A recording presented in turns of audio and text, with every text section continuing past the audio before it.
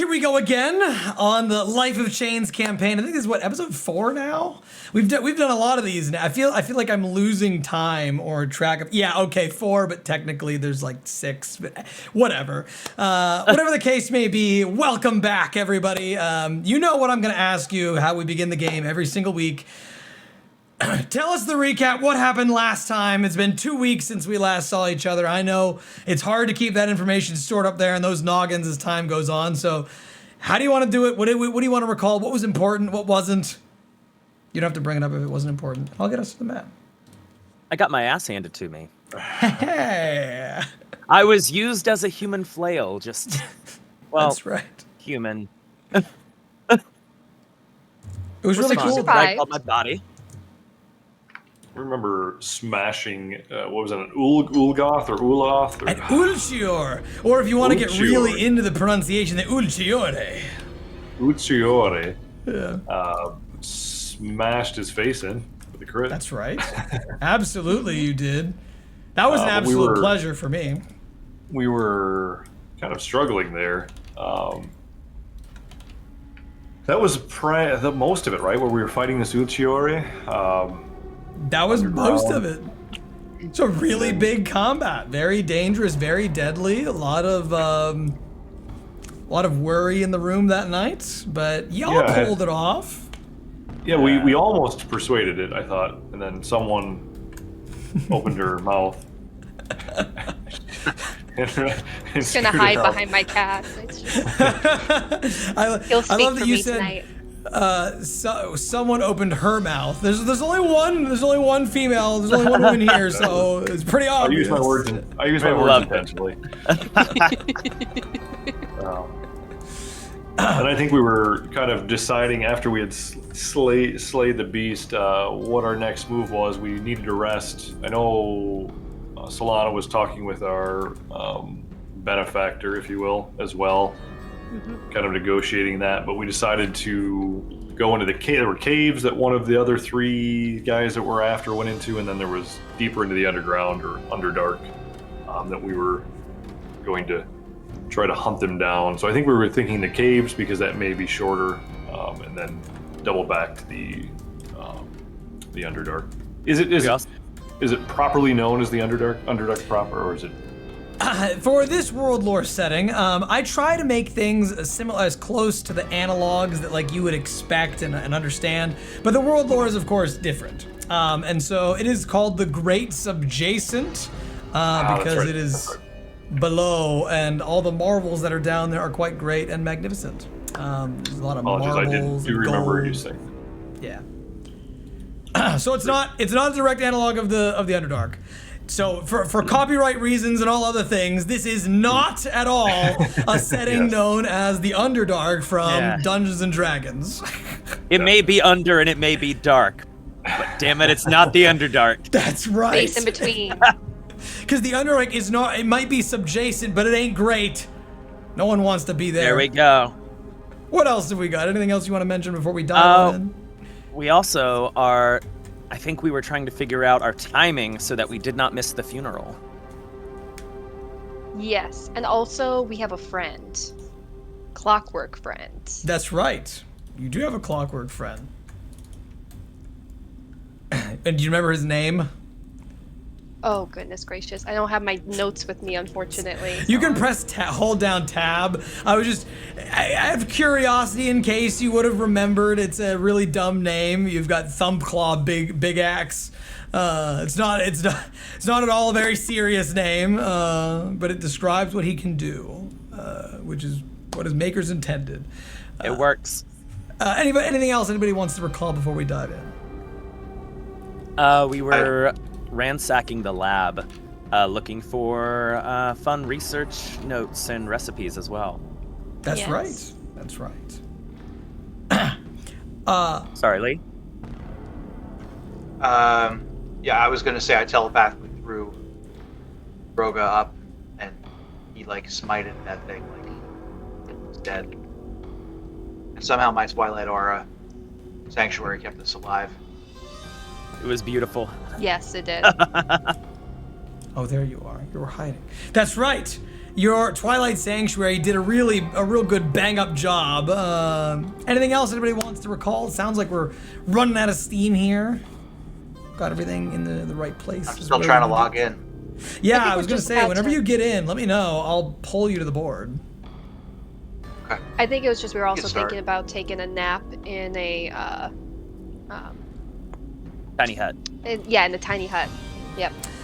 That's right, team. That's what you were last discussing last time we were here. So let's just pick up right where we left off. Adventurers, you find yourself inside of this room here, right at the core of the Great Subjacent, where the strange arcane sigils are spread out across the wooden planks.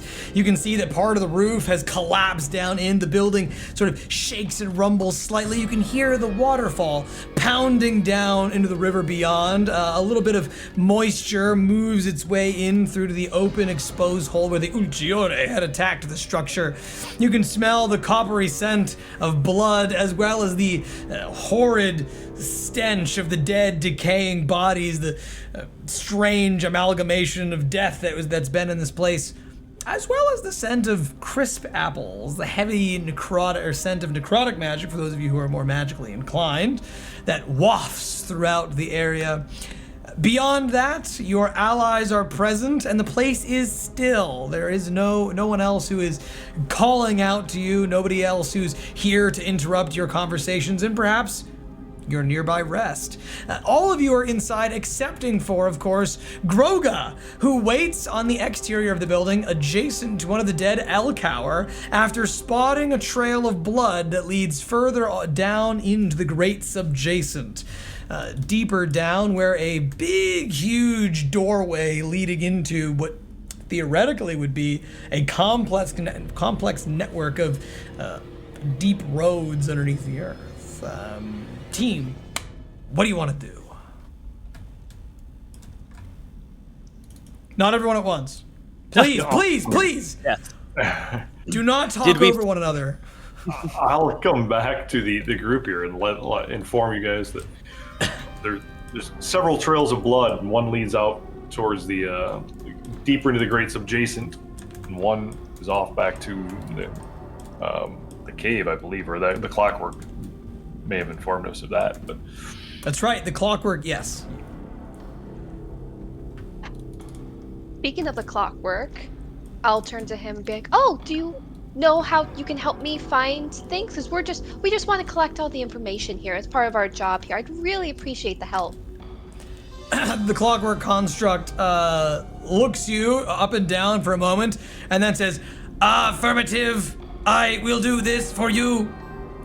He begins going over towards the nearest shelf, sort of that you watch this little contraption opens up into its chest, and when it does so, you see a couple of gears and bolts ping, pow, fly across the room and begin bouncing and rolling elsewhere.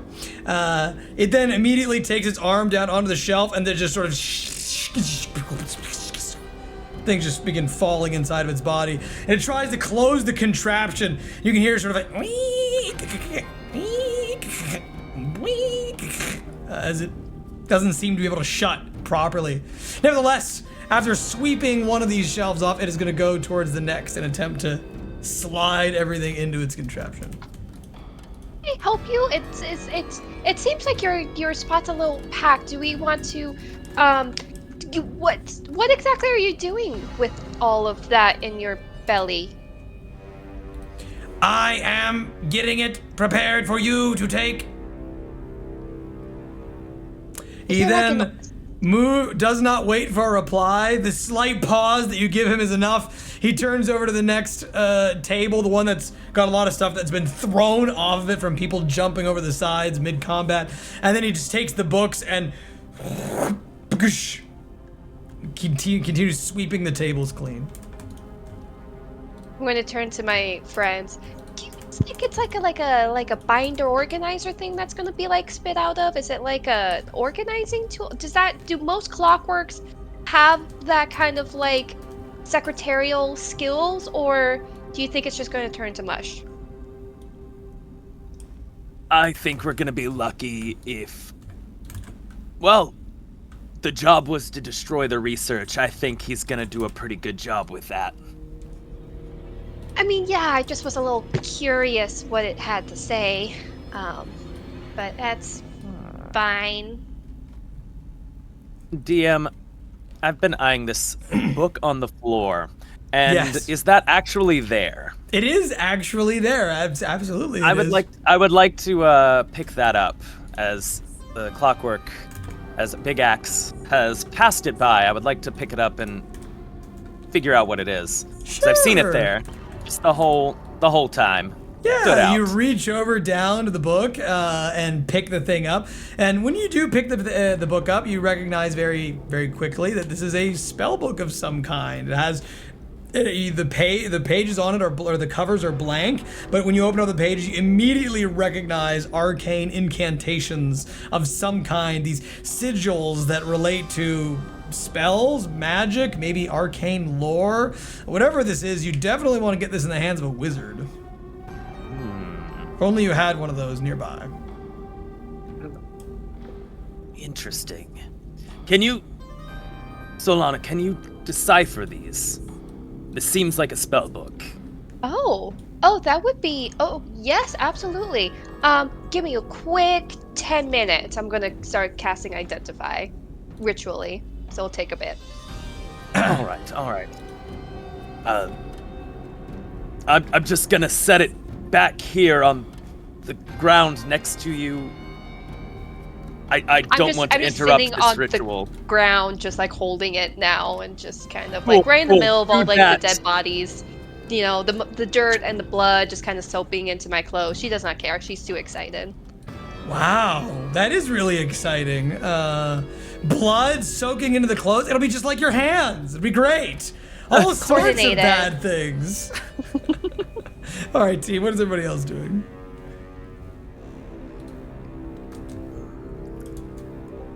We haven't. Did we rest yet, or we? Not yet. Not yet. Not Okay. yet. Yeah, I don't. I'll keep. I'm in watch. Hellspire, by the way. Wonderful. My intention was to keep watch. Then I'll stay out and keep watch until we decide to actually rest, just to make sure nothing creeps up on us here. I Would also you have like- our list of loot if we want to talk through who's getting what and stuff with part of the rest. Good idea. Good idea. I was gonna Ghroga, where are find my you? list. Where exactly would you like to keep guard? Like, do you want to move your mini to where you'd be located, or do you want to just like right in the middle of the group? No, I was going to be outside of the hut here, where I can get a vantage point from several different angles. Why am I having troubles finding my mini? Oh, Tailspire. There we go. Why would you Okay. take guard if I don't need to sleep? Well, until we decide we're going to sleep. Right now, we're just talking, and anyone in theory could come up and walk in on us. I thought they can't see the hut. We're not in the hut right now, are we? We're not in the hut, and they technically can see it, but you could choose the color of it. So you can make it try and blend in with the background, but it's not like invisible. I see.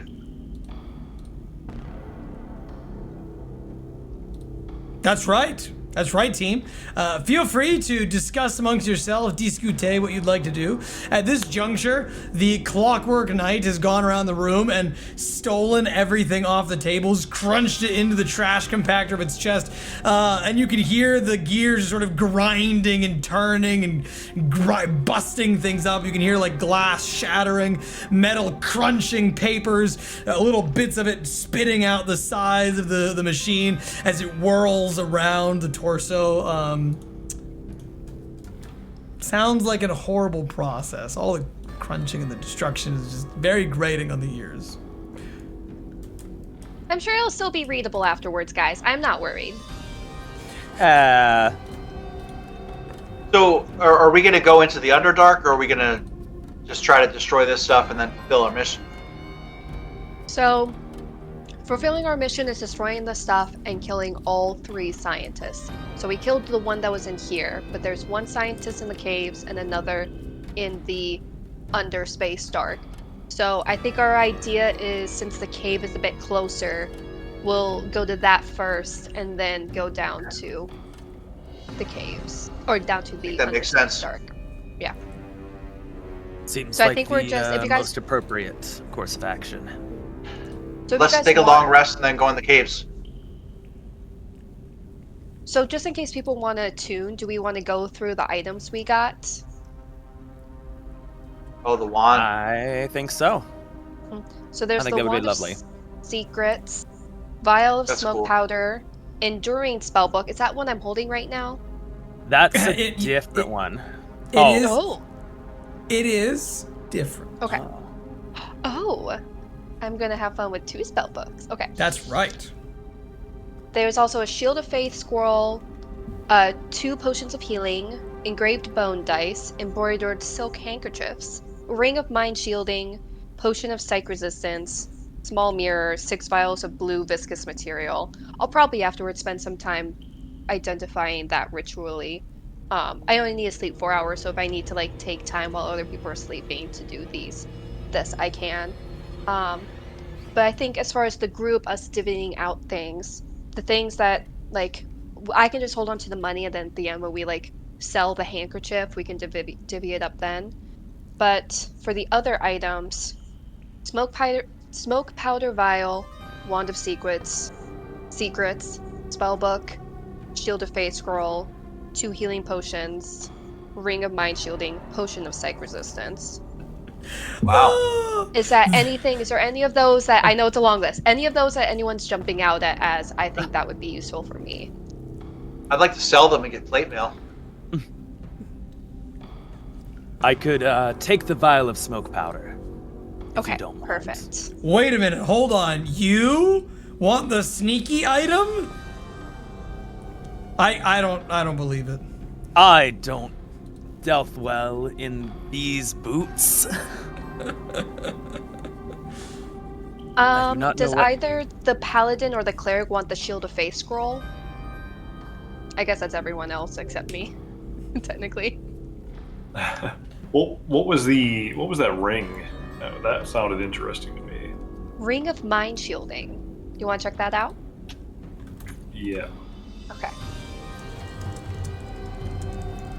That leaves 2 healing potions, potion of psych resistance, Shield of Faith scroll, and Wand of Secrets. The wand of secrets is probably worth quite a bit. You can detect like traps and magic doors and stuff. Secret doors. Before we broke last session, I think that was one of the ones we were going to identify and use, because I believe Solana think has to so. attune to it to use. Yeah, I right. think I was also ritual casting Identify with that to be able to attune and then use it. But I don't know if I got around to actually doing that. So do you guys Not want to quite say yet. I do that now, or well, I got a lot of identifying Yeah. to do. You got Um, a long list of wizard shit to do. You gotta Yes. attune So to much some homework. items, figure out what they are, get look into this spell book nonsense. There's a whole lot of you going on. Mm-hmm. So, Yes. potions of healing, shield of faith scroll, and potion of psych resistance are still available. So, Lee, you haven't grabbed anything. So, is there any of those jumping out yet? I like to sell stuff and get plate mail. Do you My want to character's claim obsessed with- something for you to then sell later? Then I don't know, whatever you think I should get. the shield of faith scroll, I feel like would make sense, and that way, if you're in a pinch, you can use it. Okay. Poor Lee, he's like, all I want in life Just one armor. is higher armor. I can picture myself in the cartoon like rubbing up against things that look like plate mail and just trying to absorb them. Like it's a comedic thing. Is this it? I like Is this it. I've never seen plate mail before. What does plate mail Like even what? look like? Like Proturism, but for plate mail. Anything shiny, he thinks is plate mail. He just tries for. Yeah. Potions of healing. Should we give those to our 2 pseudo clerics? I feel like it's good for the clerics to like not die, so they can keep helping us live. I So mean, Fox if, and Cleric me. adjacent. I'll weigh in on that. Yeah, you're I take think one. you Fair. should take the health potions and throw them into the river. You don't need Mm, those. Yeah. Totally. All right. Sorry, the cleric and the doctor. The cleric and the doctor each get one. All right. And the last one is the Soon- potion of psych resistance. So, anyone want to hold on to that? I'll take it. Sounds good. So I have those written down with like our names next to it, but if you guys also want to put that into your own inventory, Okay. I'm just gonna make a running list of everything I'm attuning to. We could have used like a lot of that stuff for the last battle, you know. Oh, definitely. It was not at all placed there to help you. This was meant to be. You know what? When you play a video game, and I always hate when they do this. The video game will say, will be like, I don't know, you're mining, right? And you're trying to raise your mining skill if you're playing like an MMORPG, and it's like after you've done 50,000, I don't know, mining XP or whatever it would be, they'd be like, hey, you can mine things better now. It's like, oh great, I'm done with all my tasks, thank you. I no longer need to mine anything ever again, but I'm glad I have this buff in case for some reason I need to do it again. Like, I hate when games do that. You shouldn't be rewarded with some, like the ease of use stuff they should be able to come before you complete the requisite tasks. And then If there's more of these creatures, it could be useful. It could now. be. You do know that there are more Ulchior, that was mentioned, so these are still useful. It just feels particularly unrewarding from my own perspective as the DM, despite the fact that How it was could there here be before more? the Ulchior battle. Those things are crazy powerful. No. Yeah. Let's go in the cave after we rest. I like that option. Yes. Are we all ready to rest? Ready. Very Think well. so. I mean, I'll do some casting and then rest, but yes. All right, team. Specifically, Solana, I know that you are going to be investigating this book. You do have 8 for sleeping, right? You need to sleep for 4 hours.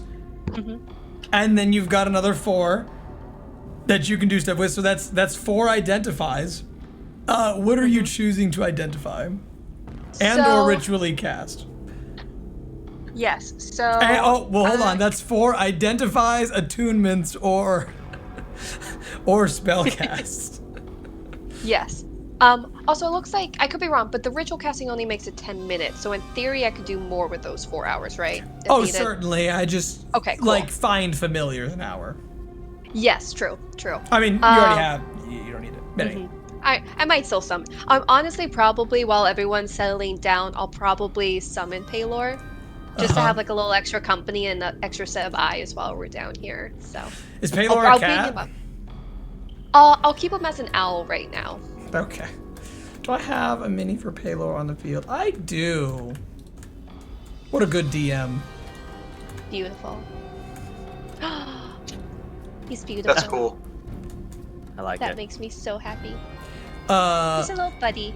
yeah. You one of the many things that you'll be doing when you summon Paylor, you place like a few different items from your home world, and you call power unto them. This conjuration magic, sort of yellow, fills the air with a little bit of the smell of fresh wildflowers, roses, daisies, lilacs, and all at once, this like dew settles into the air, rises, smashes together, and then squaw, the owl appears, Paylor, adjacent to you.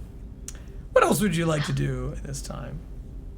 So first I will ritually cast Identify for the Wand of Secrets, and then use one of the charges in this room just to make sure we're not missing anything in here. Certainly. When you use the Wand of Secrets, the cast, of course, allows you to sense any secret trapdoors or anything exciting like that. You do recognize that underneath the ritual circle, the runes carved into the very floorboards of this place, it does appear to be one gigantic secret door leading down. When you cast with the Wand of Secrets, you can feel almost like you're in a Mario movie or video game, a big gigantic green pipe lurking beneath the sigils of this laboratory, going down, down, further lucky. into the earth. Oh, we're going down there. The question is, how does one open such a door? Might have been in some of those papers that are now in a trash compactor. I wonder. Ask the robot. Yeah, maybe Big Axe will know. Excuse me, sorry. Oh, everyone's sleeping. Excuse me, Mr. Robot. I was wondering, it looks like there's I like do not need to sleep. Yes, I just mean like our companions are kind of sleep. Like you see Pox over there is like face down asleep right now. I kind of kept him up last night, so I feel a This little bad one about does talking not again, need but... to sleep. And it gestures to Xanthar, who is also in fact a robot. Yes, Xanthar is A also robot. good with it.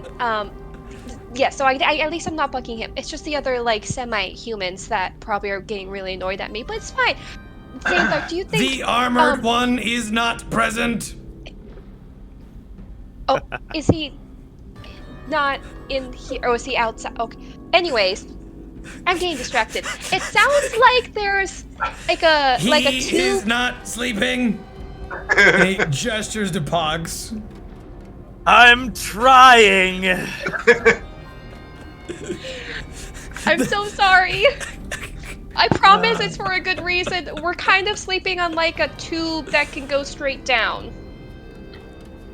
Sorry, there's this dramatic irony that in Dungeons and Dragons, or this irony to me, maybe to nobody else, but when you DM a lot, there's sometimes you catch yourself doing scripting things that don't make sense, that don't work, you know? Like, I think last week I scripted to one of my groups, like, you're in this boiling hot room close to the center of the earth, there's lava and magma anywhere, and you immediately begin to sweat profusely. Or you would if you weren't a lizard, a bird, and a robot. None of you sweat. So just cut that out of the description, you know? And this is one of those times where it's like, well, none of you really do need to sleep. I mean, so go on, sorry. Yes.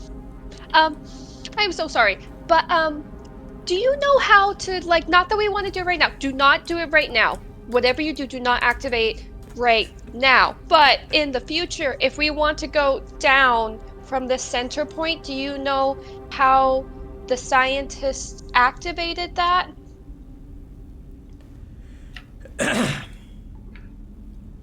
The clockwork, you can hear some wheels moving underneath the helm of its head. You can see some of the stuff inside. Bing, boom, boom, boom, boom, going around as it processes and thinks about it. And then it raises its hands, opens up the trash compactor thing in its chest, reaches down within, pulls out this crunch of like papers and gears and like bits of metal crushed up there. Two glass shards fall out to the ground. Ding, ding, ding. And it says, use this. Thank you. I use the spell mend. I use the cantrip mend. Okay. Yes, I will pass it over to Xanthar. I'm so glad you're awake right now. Thank God. I don't think I could do this solo. Now, I'm here to break all rules, to break everyone's minds, not rules, sorry. But I must say, sometimes there are some spells that people, or like rules where people like don't truly, like they think they know what it does, but they don't really know, you know? So mending, for example, the spell repairs a single break or tear in an object you touch. So that's like, if there's like a split and you want to like, you know, cover that up, then absolutely you can do mending. But to like take a misshapen ball of 5 different materials and like uncrunch it and return it to their separate parts, that's like some pretty insane wizardry. That'd be like a 6th level spell or something, you know? So, What? Go ahead. It's like pulling information that fell into a black hole out of it and trying to decipher. Yeah. Yeah, or like a couple, 2 weeks ago, I think I had like a stream video where like the audio accidentally doubled over from this audio bug. And it's like, well, now that you've put the audio into the video, you can't take it back out. It's a whole new product now. You got to deal with that. Such is the life. So unfortunately, Solana, as you hand the misshapen ball of metal, paper, glass, and whatever else is inside of this hunk, he tries desperately to mend, and you do watch as like two of the pieces of glass like repairs itself, and now you got this big blade of glass inside of the. I cast it every minute.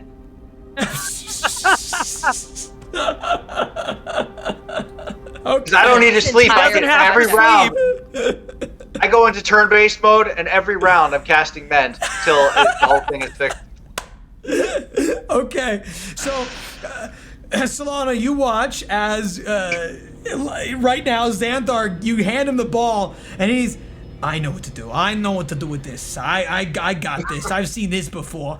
And he immediately like repairs one sheet of glass, turns it over, like a piece of metal reconstitutes and rebinds together. He like moves it over again.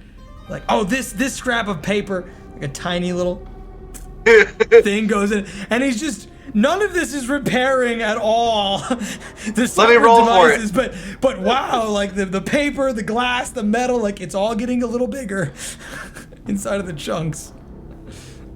Xanthar, I'm gonna just try and, after I finish the rest of these things here, see if I can just try and figure it out based off of the floor and being somewhat smart sometimes. But if you want to keep doing that as like a project, like a thing to do with your hands, just to pass the time, like go for it. It sounds very relaxing. I want the grappling hook hand off that robot. The clockwork turns to you as you say this, and then sort of opens up the chute one more time, reaches down in, and he pulls out a second ball and goes, "Here, sir, would you like some more?" No, thank you. Can I buy your hand off you? He places the stuff back inside and then crushes it back up into his chest. And he looks down at that grappling hand and looks back up at you, and looks back down at the hand and looks back up at you and says, "I have no concept of worth. What is this hand worth?" It's like 1 copper. One At least, copper maybe piece. 2 pieces, maybe? 2 copper pieces. And Ow. what would this unit build or purchase or acquire or persuade with 2 copper pieces? What? He's essentially asking you if he gives you its grappling hook hand for the 2 copper, what can he do with the 2 copper? He wants to know how far the money will get him. He could chuck it at people really hard and hurt them for hurting his friends. You would use copper pieces as a weapon? They're dangerous. Yes, I see the value in this, but my arm allows me to travel great distances and then deliver the pain. He holds up the big halberd thing that he's holding, the whole halberd axe, the glaive that he's been whipping around. So let me inspect around the area, do a perception check to see if there's any way to open up this door. Sure. You leave the Warforged back entirely and begin to look through the place.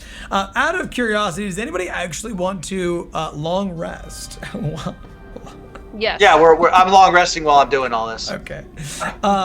And before we get on to moving doors and potentially advancing things, Solana, what other things did you want to do during this long rest? Yes. If anything. I also want to ritually identify the spellbook that was handed to me, and also the enduring spellbook. Yes. And also ritually identify the blue viscous liquid. Okay.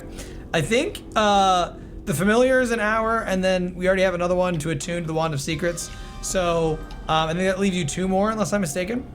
So if you had to pick from the 3. Okay. Oh, that's I thought right. I'd already summoned the familiar, yeah. so that was just like, You're right. Just No, for you're context. 100% correct. You're good. Cool. So we've got the 2 spell books as well as the viscous liquid. Which one do you want first? Let's do one of the spell books first. Okay, which spell book? The one that was handed to me by Pox. We'll start with that. Very well. Go ahead and give me a quick Arcana check. Yes. You may do so with advantage, given that you're a wizard and you have all kinds of arcane wizardry stuff in your backstory. Thank God. Yeah. That's better. Don't thank 20. God, thank the DM. Thank DM. Yes. I mean, you basically are God. One and the same. Whoa. I don't want to... Listen, I know that gets thrown around a lot in the D&D community, but I just want to make it clear that there's like 20 gods in this world setting, and all of them are more powerful. There's one, Tormok, I mean, he's basically more powerful than I am. Every time I've tried to kill him as a DM, he just keeps living, so... That's just how the cookie crumbles.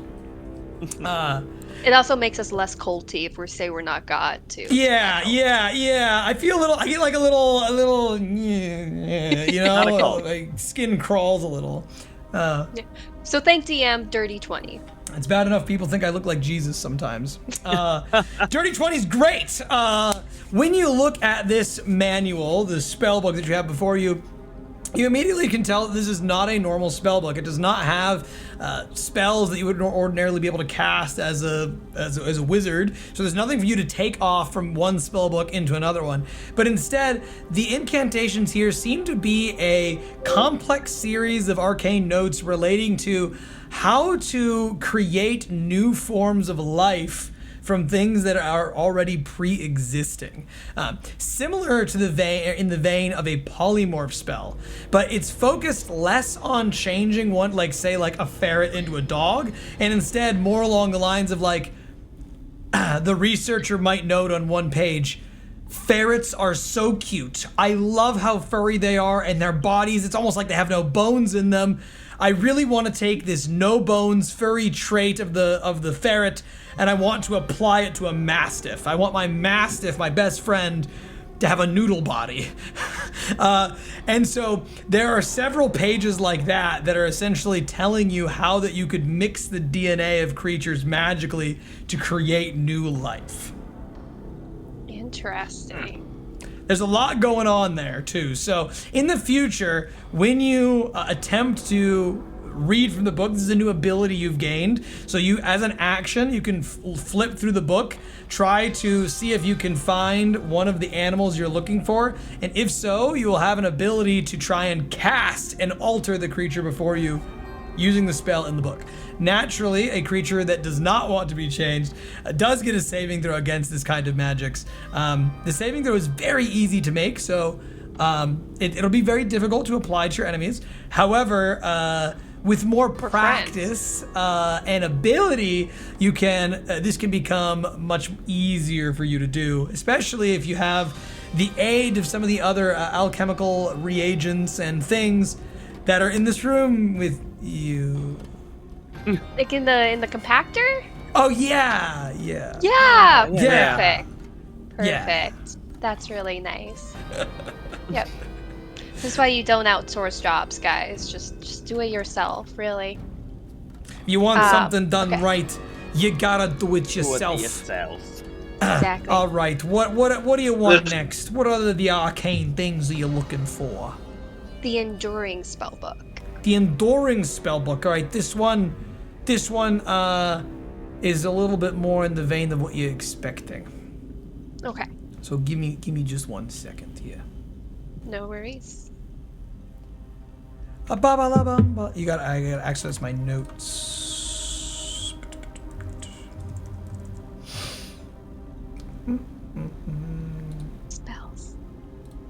Spells.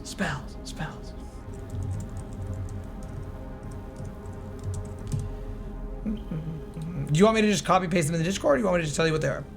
That would be perfect. Just copy and paste it. Great. Okay.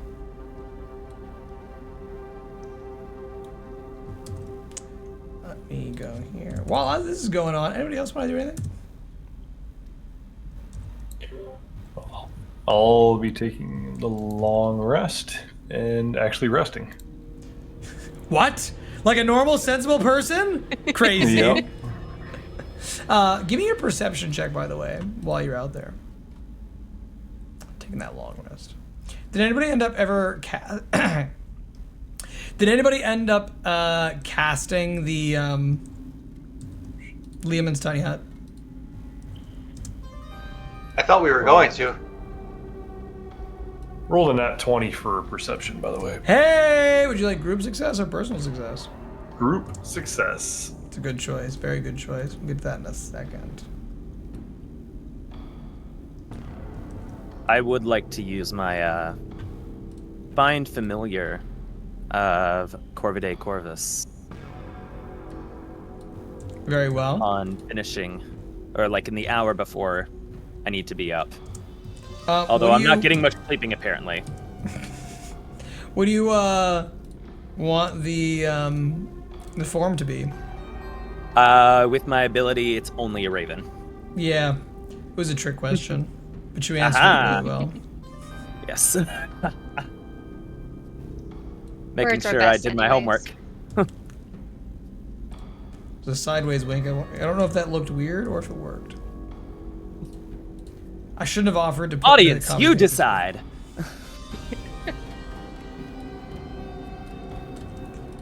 Okay, wizard. You're gonna be really happy here. In wizard And how land. do you like to do like hopping over from spell books? Like Gonna take you some time, gonna take you some gold. okay. Good to know. Good to know. Ooh.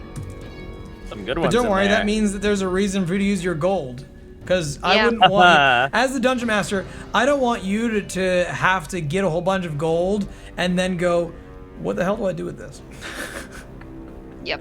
What do you want? Well, DM, what do you want me to do? Buy plate mail? No one wants to buy plate mail. But you do successfully accomplish those things. Ghroga. Actually, is there, let me get the Raven out. But is there anything else anybody wants to do before I give Ghroga the nat 20 and we effectively end the long rest there?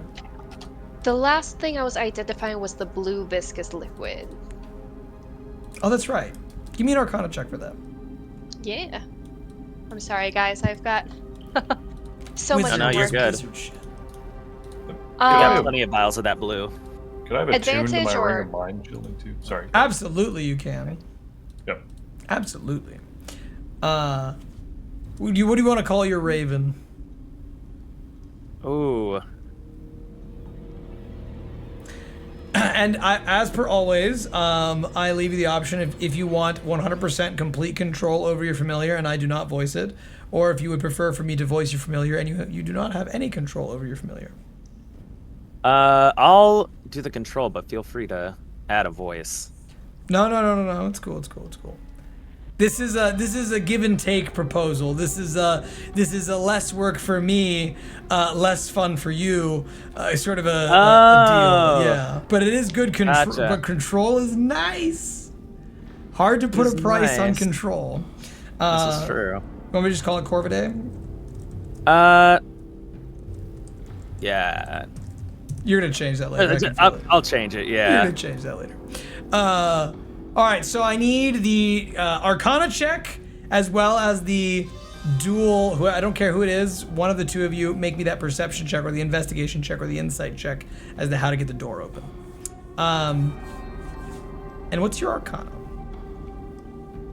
17. I didn't do advantage for this one. I didn't know if this one would also be advantage or not. Nah, you're good with the 17. You recognize, look, as you're moving around this viscous blue material, sort of moving it through the vials and whatnot, that this is the blood of the Ulchior.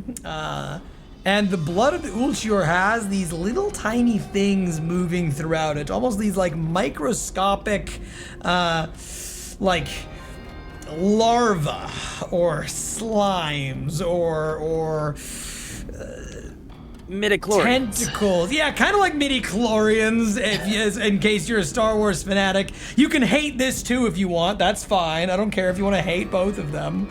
But you just... for all my Star Wars fans out there, you got to admit, no matter how much of a duelist you want to be, you got to explain something through the laws of matter and science, right? At some point, you may not like the explanation, but I mean, it makes sense that there is one.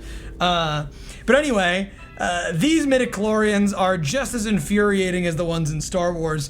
You recognize after doing the Arcana check and spending some time with this liquid, you sort of like go and put it near like one of the dead creatures that are there, and you watch as the drops begin to replenish and rejuvenate the flesh that you're touching, almost as though it's a health potion. But no health potion can bring back the dead. Not like this stuff seems to be able to do. This is some sort of miracle liquid. However, you also know as you like drip it around, you're trying it on a few different bodies and things, like one of the skeleton that's on the bench there, when you drip some of it onto the skeletal body, unlike the others that just seem to heal and replenish, this one just sort of moves and then sprouts into a tentacle. Similar to the Ulchu. By the way, I got a natural 20 plus 10 Hey-o! on my check. Yeah, All 30. right. That's fantastic. We're gonna go into that door check next. So team, wait, hold on. I can't go into that one yet. I need a percentile. Oh God, nose. That's goes. right. Any one of you. Doesn't matter right, who it is. All right, I Where'd got Ghroga it. go? I need you back out here for a moment. Oh, has an 18. Is that an 18 on your percentile? Yeah. Wow. Ghroga, while you are keeping watch, while your team is sleeping inside of the hut, you recognize off into the distance, closer to where the gate is at, you hear the sounds of battle coming from that area. And you hear the sounds of elvish voices speaking in Undercommon with one another. You recognize this immediately to be the voices of Drow. And this is where you hear them, a war party, coming into the chamber, blades slashing in the darkness, magic being thrown out and cast. You hear the sounds of crossbow bolts and arrows being loosed from yonder down the chamber. There is a battle that's going on. But it doesn't appear as though the creatures over there have come over to where you are at. About a minute or two goes by while the battle's raging on with your critical success until you hear the sound of a bleeding, dying noise of an Elcower further down into the chambers, and a quick chant, like a hurrah, coming from those soldiers. And then you can begin to hear the sounds of the carving of a knife splitting into a body as they begin to seemingly skin the beast. I will definitely quickly run over and let everyone know there were some drow out there that just killed an Elcower. Do we want to go investigate? Meanwhile, as soon as you come back in to tell your team about the Elcower, you look down as Xanthar, guided by prophecy, by Gerda the Pale herself, this silvery light descends down onto the door where Xanthar prays for assistance, for guidance to see the signs that will lead him further, spurring him onto his journey to save the Warforged, all, I don't remember, 77.25, whatever the percentage was, percent of his kin. And as the silvery light descends, there are these circles in the outermost edge of the circle where the sigil is at, just closest enough to all of the lettering, the arcane, like, actual text. And each of those seem to magically rotate around in different directions, almost clockwork in nature, so that they all are resting towards you. until they're all resting on a different variation of 6s and 7s spread out as though some complex math equation is written down in these circles, where one final circle, the one most in the middle, finally clicks and rises up beneath the bodies, the witch that was there. So her body sort of like what's left of her torso just sort of rumbles to the side as the thing raises into the air, and the door seemingly unlocks, prepared and ready for someone to push the thing back down, twist it, and the whole floor to open up. Yeah, I'd do that. Okay.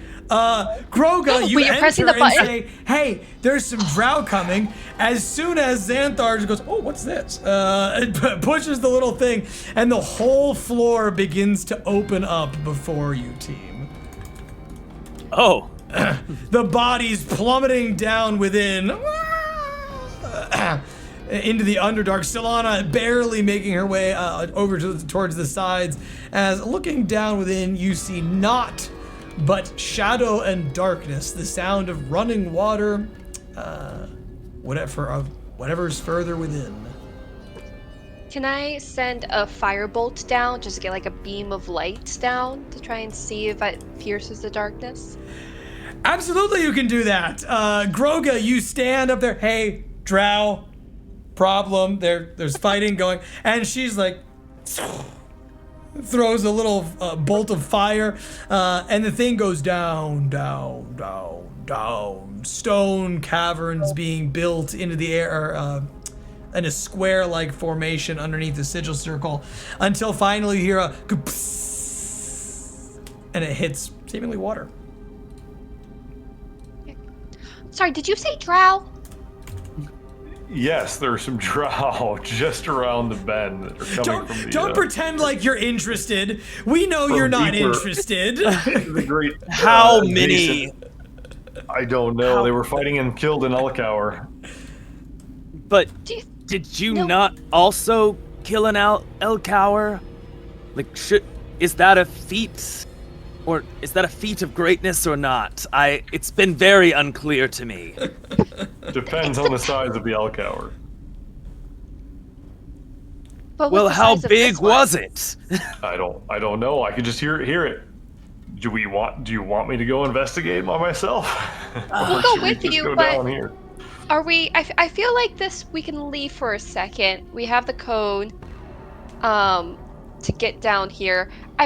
Do we know if drow are like friends or like not? Like, do we? What's the general? I feel they would not be pleased to find us here. Given that we are underground at the moment. I feel dangerously close to them. Are you saying I don't blend in with a drow? I mean, we are both elven. Let's like we're cousins. We're just like distant cousins. So These cousins most likely will not like you. okay. Good to know. They're twice removed, if you will. By marriage, not blood. You know, it's Yes. okay. Yes. Okay, that's fair enough. Can you imagine walking up to an elf in like Lord of the Rings or something, and you're like, "Oh yes, you may be an elf of the woods, but you didn't marry into my mountain elf tribe. You're not a true elf. You're different." That sounds exactly like what they would do. Yeah. Xenophobia has to just be universal, unfortunately. You know, it's It Good old certainly is elves. in Lord of the Rings. I mean, like, you know, there's like one dwarf, and everyone's like, that's that fucking guy. And everyone points him out and says mean things and whatnot. There's a lot of xenophobia in Lord of the Rings. hashtag justice for Gimli. So do we want to like just avoid those drow? Are they still there? Have they seen us? They didn't see us, as far as I'm aware, but they may have heard something when we opened this. I don't know, depending on how loud it was. maybe it would be wise for us to continue in the caves the opposite direction as we had originally planned. Unless Secret door. down below is where we go, but that is quite a drop. We should close this door before we go, if that's the case. Not let someone else get down there. As long as you know how to reopen this. I Xanthar, don't do even you know how it was I- opened the first time. Also, can it reclose? Because like the floor's gone. I don't know how we bring that back. So you don't know how to open this again. I didn't touch it. It was all Xanthar. That was It all. seems- This is him. The machine Can I opened close it it. again? It looked like machinery. Gonna be closed? As do you want to close it? You recognize that yes, you could reclose it. Your natural 20 is a very solid roll. I will not strip this from you. You know that if you were to misalign any of the mathematical symbols on the floor, that the whole thing would suddenly begin to close back up. Do you know how to reopen it, was my question as well.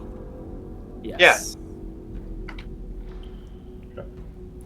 All right, let's And go in the just don't cave forget then. your times tables. Yeah. Everyone here knows how to do long division, right? You're good with fractions. So I graduated medical school.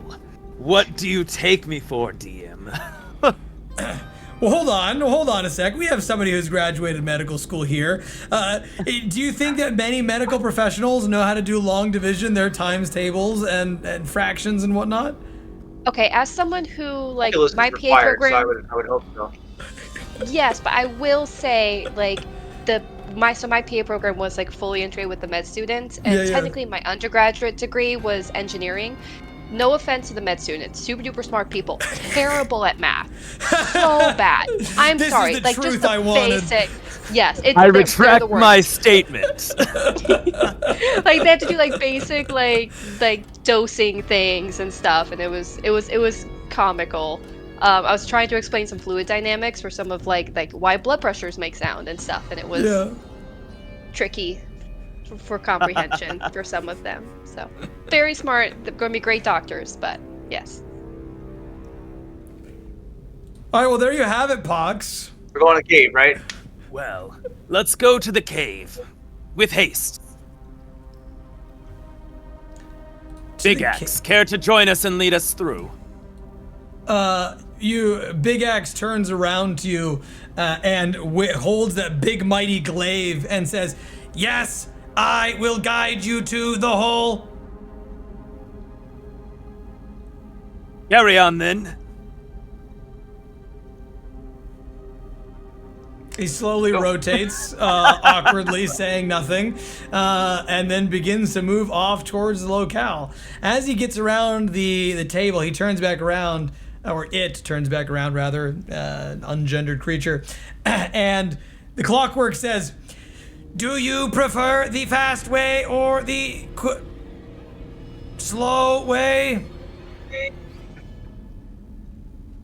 What's the difference? Outside One of speed. is drier than the other. How safe is the water? The clockwork kind of shrugs. Safety is not in my design.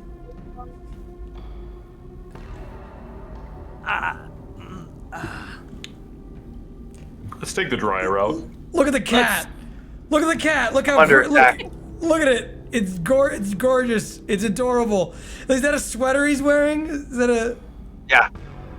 That's get cold? fantastic. He's naked. He doesn't have clothes, so. So you have to clothe him. Does he get super cold if you don't put clothes on him? Yeah, pretty much. Aww. What are you looking at? Look at the cute little cat. Look at him with his little sweater. Sphinxes are on. great. He's They're look so how ugly, but- precious he is. There's many people out there who think that Sphinx cats are like gross or weird or yucky or something because they don't have fur, and these people are wrong. Calling out everyone who doesn't like them. All cats are good cats. Anyway, so you want to go take the dry route, huh? Yes, Big Axe, with the the wet route happen to be this hole? Big Axe looks down at the hole, and then looks back at the river, and then looks back at the hole, and then stops for a moment, and you see like a little beep, beep, beep, beep, beep, beep, beep, beep, sort of going off, little clockworks moving inside of its body. You can hear like a whoof, whoof, whoof, as this huge gear moves around, and then it's the green lights inside of its eyes flash, and it says, I have determined that there is indeed water beneath the hole. This path would indeed be very wet. Thank you. Erring on the side of caution. A dry route it is. You will then begin to move out from your current locale to go take you towards the dry path. As we walk out, I'm going to like pull Xanthar to the back when there's like a little bit of space and just whisper to him, don't worry, we're going to have to kill this guy eventually, and then we'll just grab the gun, like his arm then. When he's dead, he won't need it. So we'll get that one for you. I don't know about you, but I like keeping this one around. I do too, but You he's should going to send be me a really message, upset when we Cantrip. kill. Send me a message, Cantrip, out loud so he doesn't hear you. That's why I specifically wait for the back and just whispering. I learned my lesson here. I gave space. I said it quietly. I'm improving, kind of.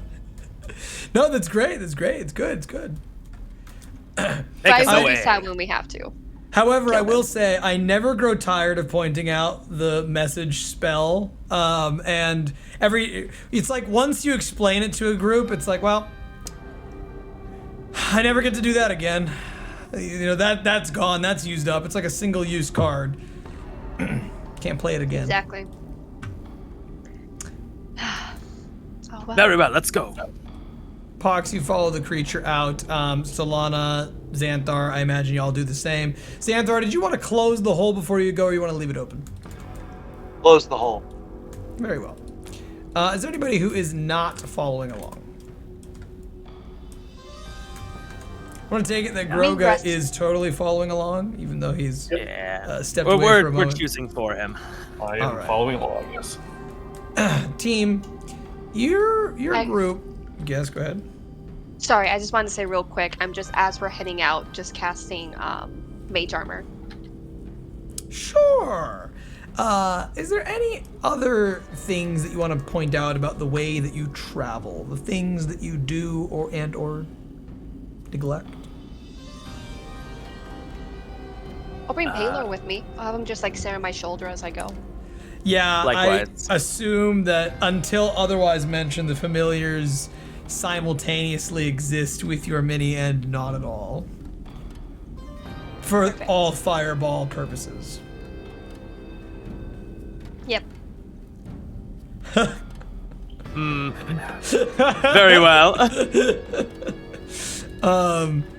All right, nothing else then, team. As you venture on in, the machine takes you around the side of the building over towards this bridge. And unlike the rest of the area that you're at, the bridge seems fairly well constructed. The stone that gives it like this archway underneath appears to be magically reinforced so that it doesn't experience the wear and tear of erosion from the river flowing underneath it. The boards of wood, the planks, appear to be very well reinforced also, as though these were stripped down from a castle gate at one point in time and just thrown across the top of the area. As the river rushes on underneath, you can smell the loamy scent of the earth, as well as see some of the spores of the mushrooms, the light that it doth give to the rest of the chamber, and some of those that are falling into the water seem to be altering the chemistry of the water just a little bit. The path along the other side is fraught with these mushrooms, and so you know you're going to have to get really close to them and kind of close to the spores if you want to continue. The clockwork does not seem to care about this and immediately goes across the bridge.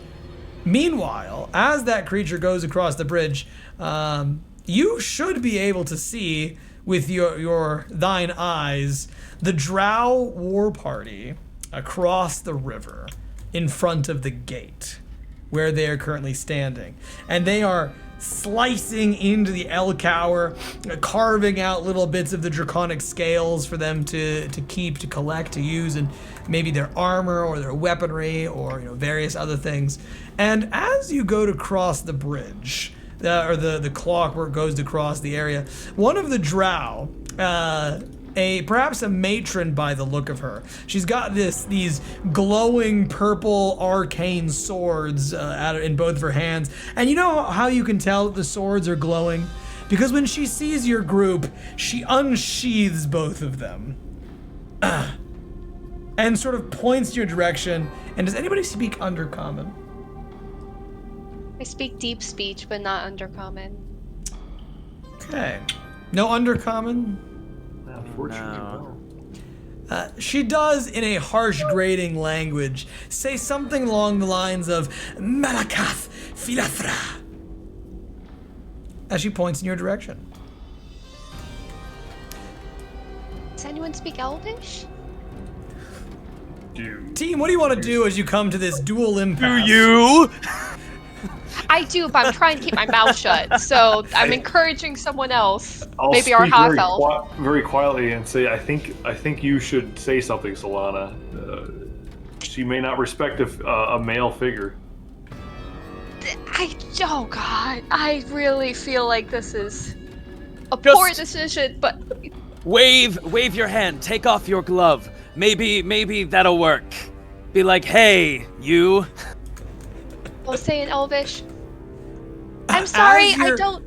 As you're having this conversation with one another, you see that the other drow that are with her, the two brutish ones, they're somewhat heavily armored. They've got these like death masks, like these skulls that have been clad with some sort of strange, like very shiny metal, almost as though it's meant to look like platinum or well, what's the word? Why do I always forget this? No.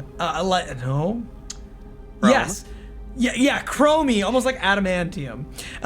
They've got these skull masks on, and when she gives that harsh grating noise, you talk with your group, you turn back around, and as you begin to speak, you can see that the drow have moved their arms, and they have 4 arms instead of 2, and they immediately begin to spin their swords around, one of them yelling out across the river, General Kenobi, as we embrace the Star Wars memery of the day, and they begin to move towards your group.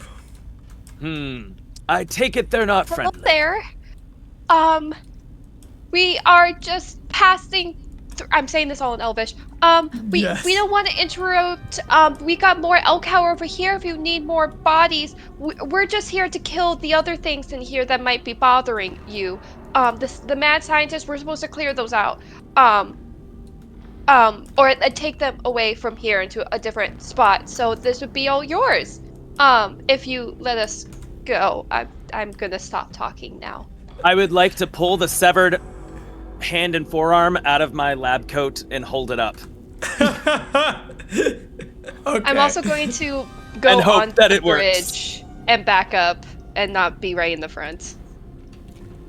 Yeah, sure. And at this juncture, the clockwork has continued going across the bridge with a singular purpose. It's like, I'm taking them to the hole. And it does not stop moving. It keeps going. You watch as the little spores from the mushrooms begin to collect onto its armor. Nevertheless, Solana, Pox, I sense that you are attempting to make a persuasion check. Is that correct? That would be correct. Yes. Sure, I yeah. would see that in order. Please determine which of you has the higher bonus and then go right ahead and roll persuasion. I have up 6. I have -1. Okay, so it's me then. Yes. I'm so glad you spoke up. I really was trying not to be the one to talk this time for a reason, but I'm glad Alright. you're here. Now, is this maid, or would you consider Solana helping this role, or helping each other with this That's role? why, yeah, whenever you make a group Yes. check, it's whoever has the highest modifier, and then you roll twice. Take the higher of the two. All totals. right, here we go. It's really good. Oh, it was so close. It bounced off the 20. 1 second. Ah. Here's the second one. How's a dirty 21? 21, a dirty 21. There's no such thing as a clean 21. As you say these words aloft to the drow, you hold up the arm, hoping desperately that that'll cure you some favor. The woman raises the swords once again and says, "Bigatith." And then the others stop dead in their tracks.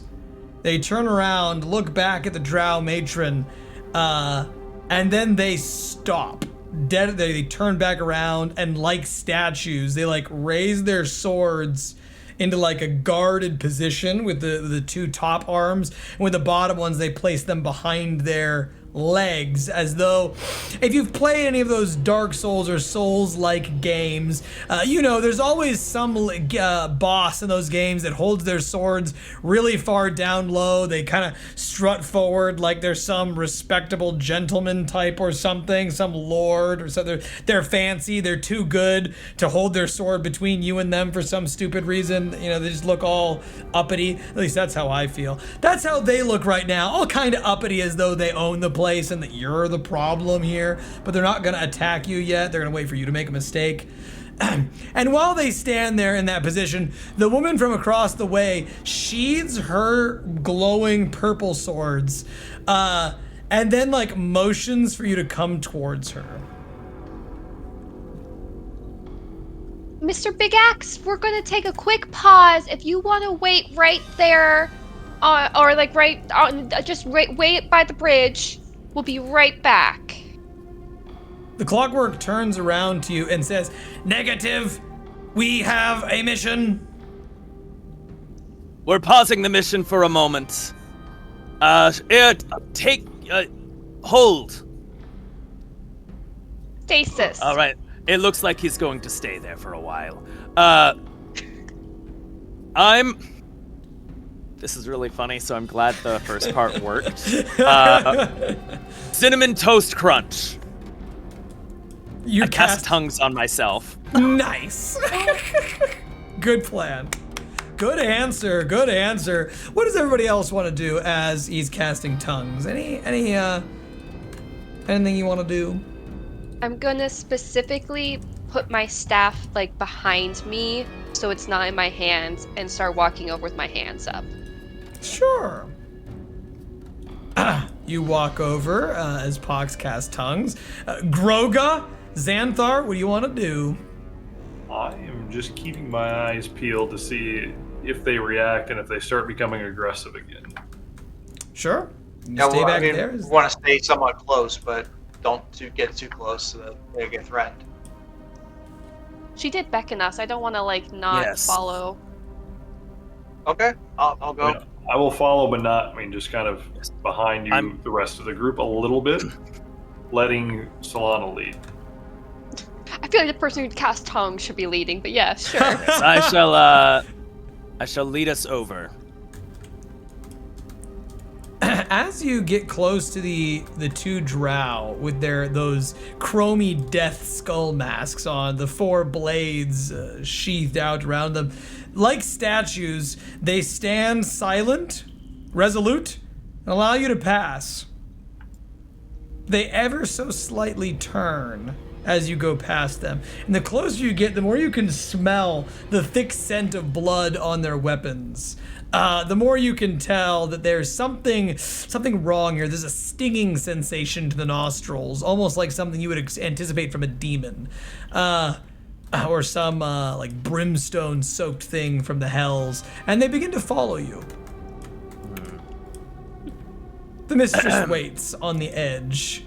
And when you get up around the opening of the chamber, or up to this area of the chamber, you can see that there's water covering the ground, few pockets of the stuff, a hole for people to fall into if they're not walking carefully enough, some caverns below that are drip, drip, drip, in water very, very slowly. The waterfall at this juncture is very difficult to hear now. It's sort of reverberating across the caverns, but seemingly the way the sound is bouncing, it never quite reaches this side of the area. And so you're able to hear the dripping of the water, the burning fire adjacent to the doors that lie smashed and broken open. You can see at some point in time some creature had mauled its way through the doors, and beyond is a long cavern of gilded marble, gold, and heavy-set stone that you would expect to find in only the wealthiest of kingdoms. When you arrive and the drow walk behind you, you get a little close enough to actually see this matron for the first time. She's wearing this black armor that is in fact plate mail, and it has golden gilded edges along the sides of it. Her white hair is sort of a shock against the core black of herself and her armor that stands out almost, well, slightly more than the deep reddish irises of her eyes. Can I pretend I'm trying to seduce her and like rub up against her armor and try to absorb it? You are still on the bridge. Did you want to walk up with your team? Kidding. Hey, listen, this is Dungeons and Dragons. I never know where the line of kidding and serious begins and ends. There is no line, really. Closer with your team. I'm gonna follow up behind, but not too close. Certainly. Is that fine for you?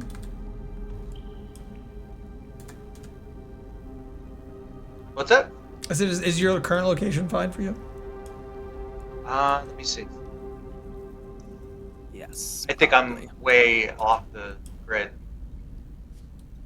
I don't know You're how right to get... behind the drow right now. Yeah, you're up with us. Double left click your portrait in the top left-hand side. Oh, That's nice. Yes. Where do I go? Little tips and tricks for our Tailspire team here. Here's another really good trick. If you right click, if you double right click on a piece of terrain, it will also take you and focus on that piece of terrain. So if you want to instantly zoom across the map, you can do that too by double right clicking. Ooh. The fun thing is it also takes your camera to the proper elevation. Where am I? That is nice. Yeah. I don't see You are where I with am. all the other things.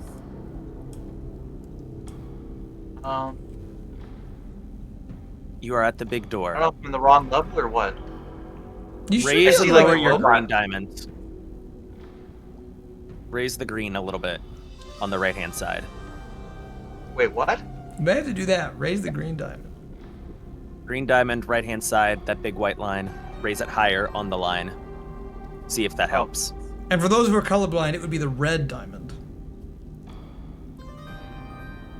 Listen, half of my friends are colorblind. Okay. What do you Now I want see. from me? Now I see. Okay, I would say I didn't Alright. Yeah, I'm choose good. them, but that's exactly how friends work. You do. I'm good. All right. I would like to. Would I, maybe in my knowledge, would happen to know how drow greet one another? Can I make a very You know what I'm gonna ask you for? A history check. History. I just didn't want to come out and say it, but yeah. Mom, Pop. How's a 19? Hey, that's pretty good. So you are aware that drow culture is touchy. It's very touch and go at best. Oftentimes, the people of the Great Subjacent, they look back to a point in history, in world history, when the Great Subjacent sheltered most of the living world from great and terrible things that had reigned out or supreme out above the earth, that had killed sentient creatures for fun, sport, for food, or otherwise. And they still believe that some of the greatest, grandest things that have ever been accomplished in the world of Sidril can be found beneath the earth.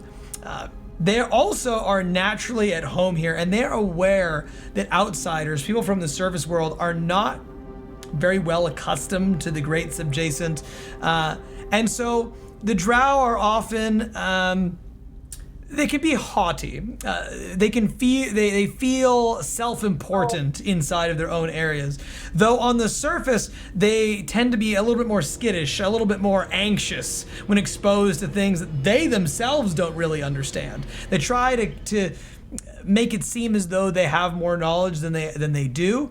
And to those outsiders that are unwelcome or who seem that they aren't getting along with the drow society, the drow culture, or if they don't have something to offer to the drow, they can be quite malevolent, especially if they aren't getting what they want. They're very used to getting what they want. A lot of the people the creatures that they share the Great Subjacent with are clockworks similar to the guy you've interacted with already. And the clockworks are usually pretty willing to listen to orders. So the drow kind of expect you to follow orders. So the society is quite rigid and tends towards more evil, like lawful evil ways of surviving. Not a direct analog to what you would expect from normal standard 5e, but close enough. Somewhere in there. All right. The question is, do you have something to offer her? I change my face to that of a drow. Okay. You do so. And afterwards, I take off my mask and I say, hello. To what do we owe the honor? The drow matron raises her eyes, surprised to see you amongst said company, to see that when you removed your mask, you are in fact a drow. And then the surprise, like the raised eyebrows fade away into acceptance, but curiosity. You can see a burning twinkle in her eyes as she wishes to know what you're doing here. And she says, "You have outsiders with you.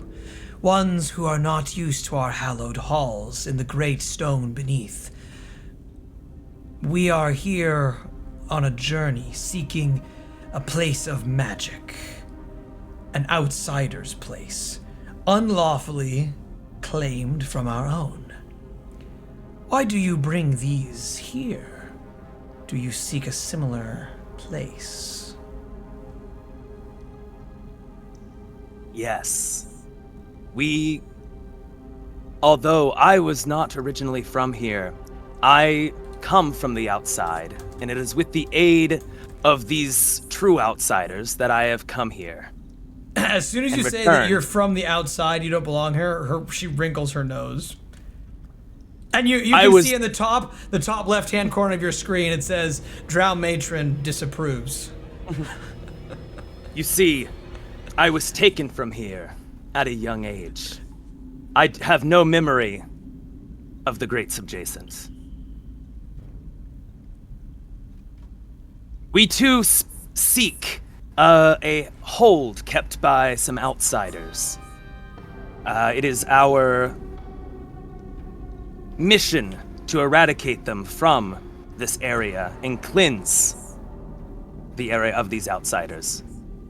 And surprisingly enough, these from the outside have volunteered to help in our mission to do so. She raises her body entirely, like shifting away from a form of control into one of delight. She raises her arms with it, placing them wide, and says, "Aha! What wondrous occasion! We are united in our task then, and I would know you as friend." She takes out a little bauble, trinket of some sorts, some arcane thing, and she regards it with a certain curiosity and holds it over to you as if to hand it to you and says, "We have already met one of such magic folk. We have been promised all that remains within. If you cleanse all those that are here and relinquish what lies within, then we will be at peace. There should be much more like this." I take it. Do I recognize anything of it? You absolutely do. As soon as you take the thing, you can see that it is a vial-like contraption that looks like a tiny little book, similar to a spell book, and the glassy stuff has inside of the contraption the vitriolic blue liquid. You know immediately the stuff that she's looking for is all the alchemical equipment in the Clockwork's chest, as well as all the stuff in the lab.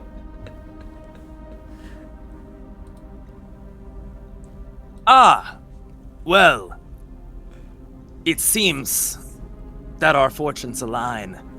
You see, we have found such a place, but it seems to have been ransacked.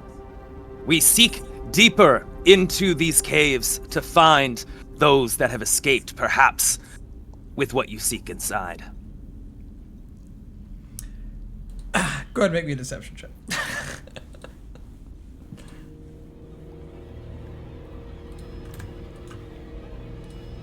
$13.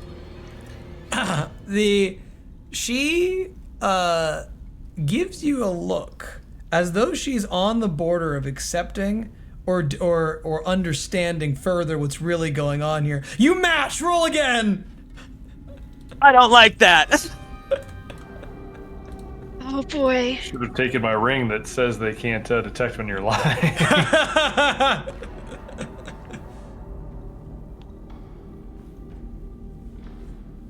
14. Let's go. Navy. Team.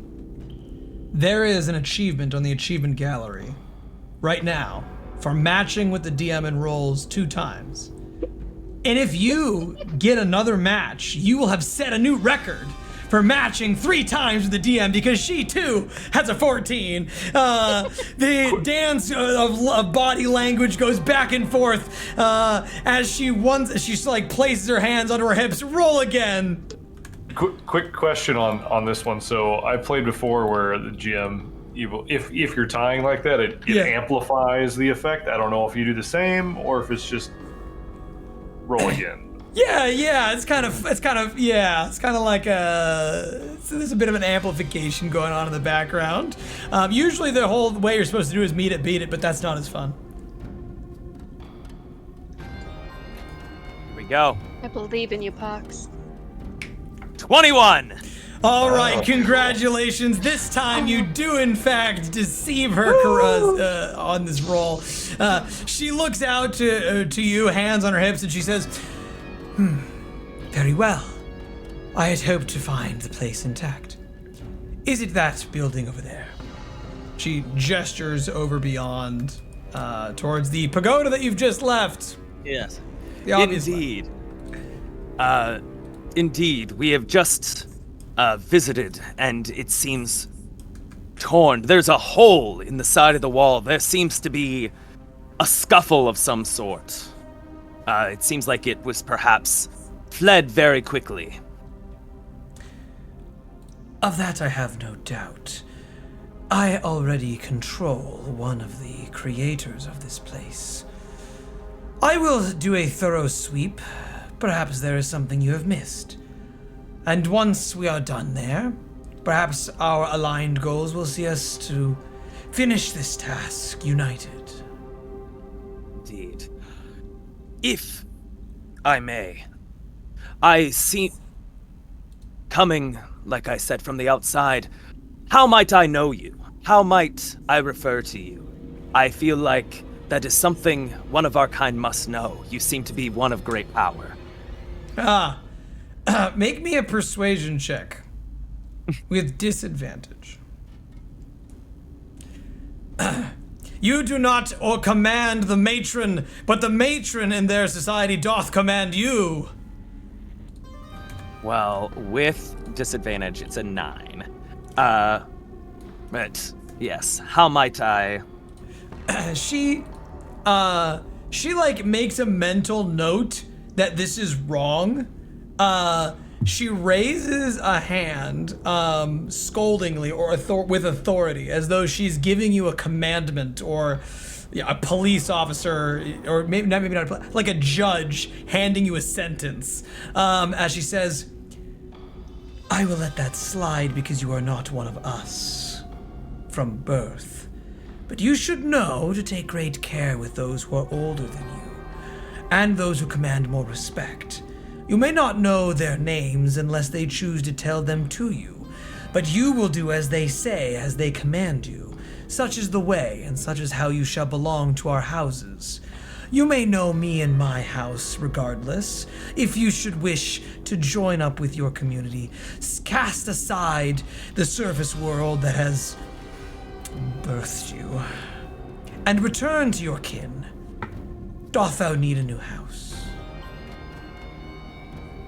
I understood. I'll take that as a no, that you do not want a new house. Not at this moment, no. Okay. Then she does not tell you her name. But she does, do a slight bow or a slight nod in thanks for the conversation, and reaches out to have the trinket returned. And when she reaches out and you hand it back to her, she says, "When we are done with that place, where is it that we may find you so that we may coordinate further on this mission? I would know your journey, your destination. And I would know the powers of those you bring with you into our realm."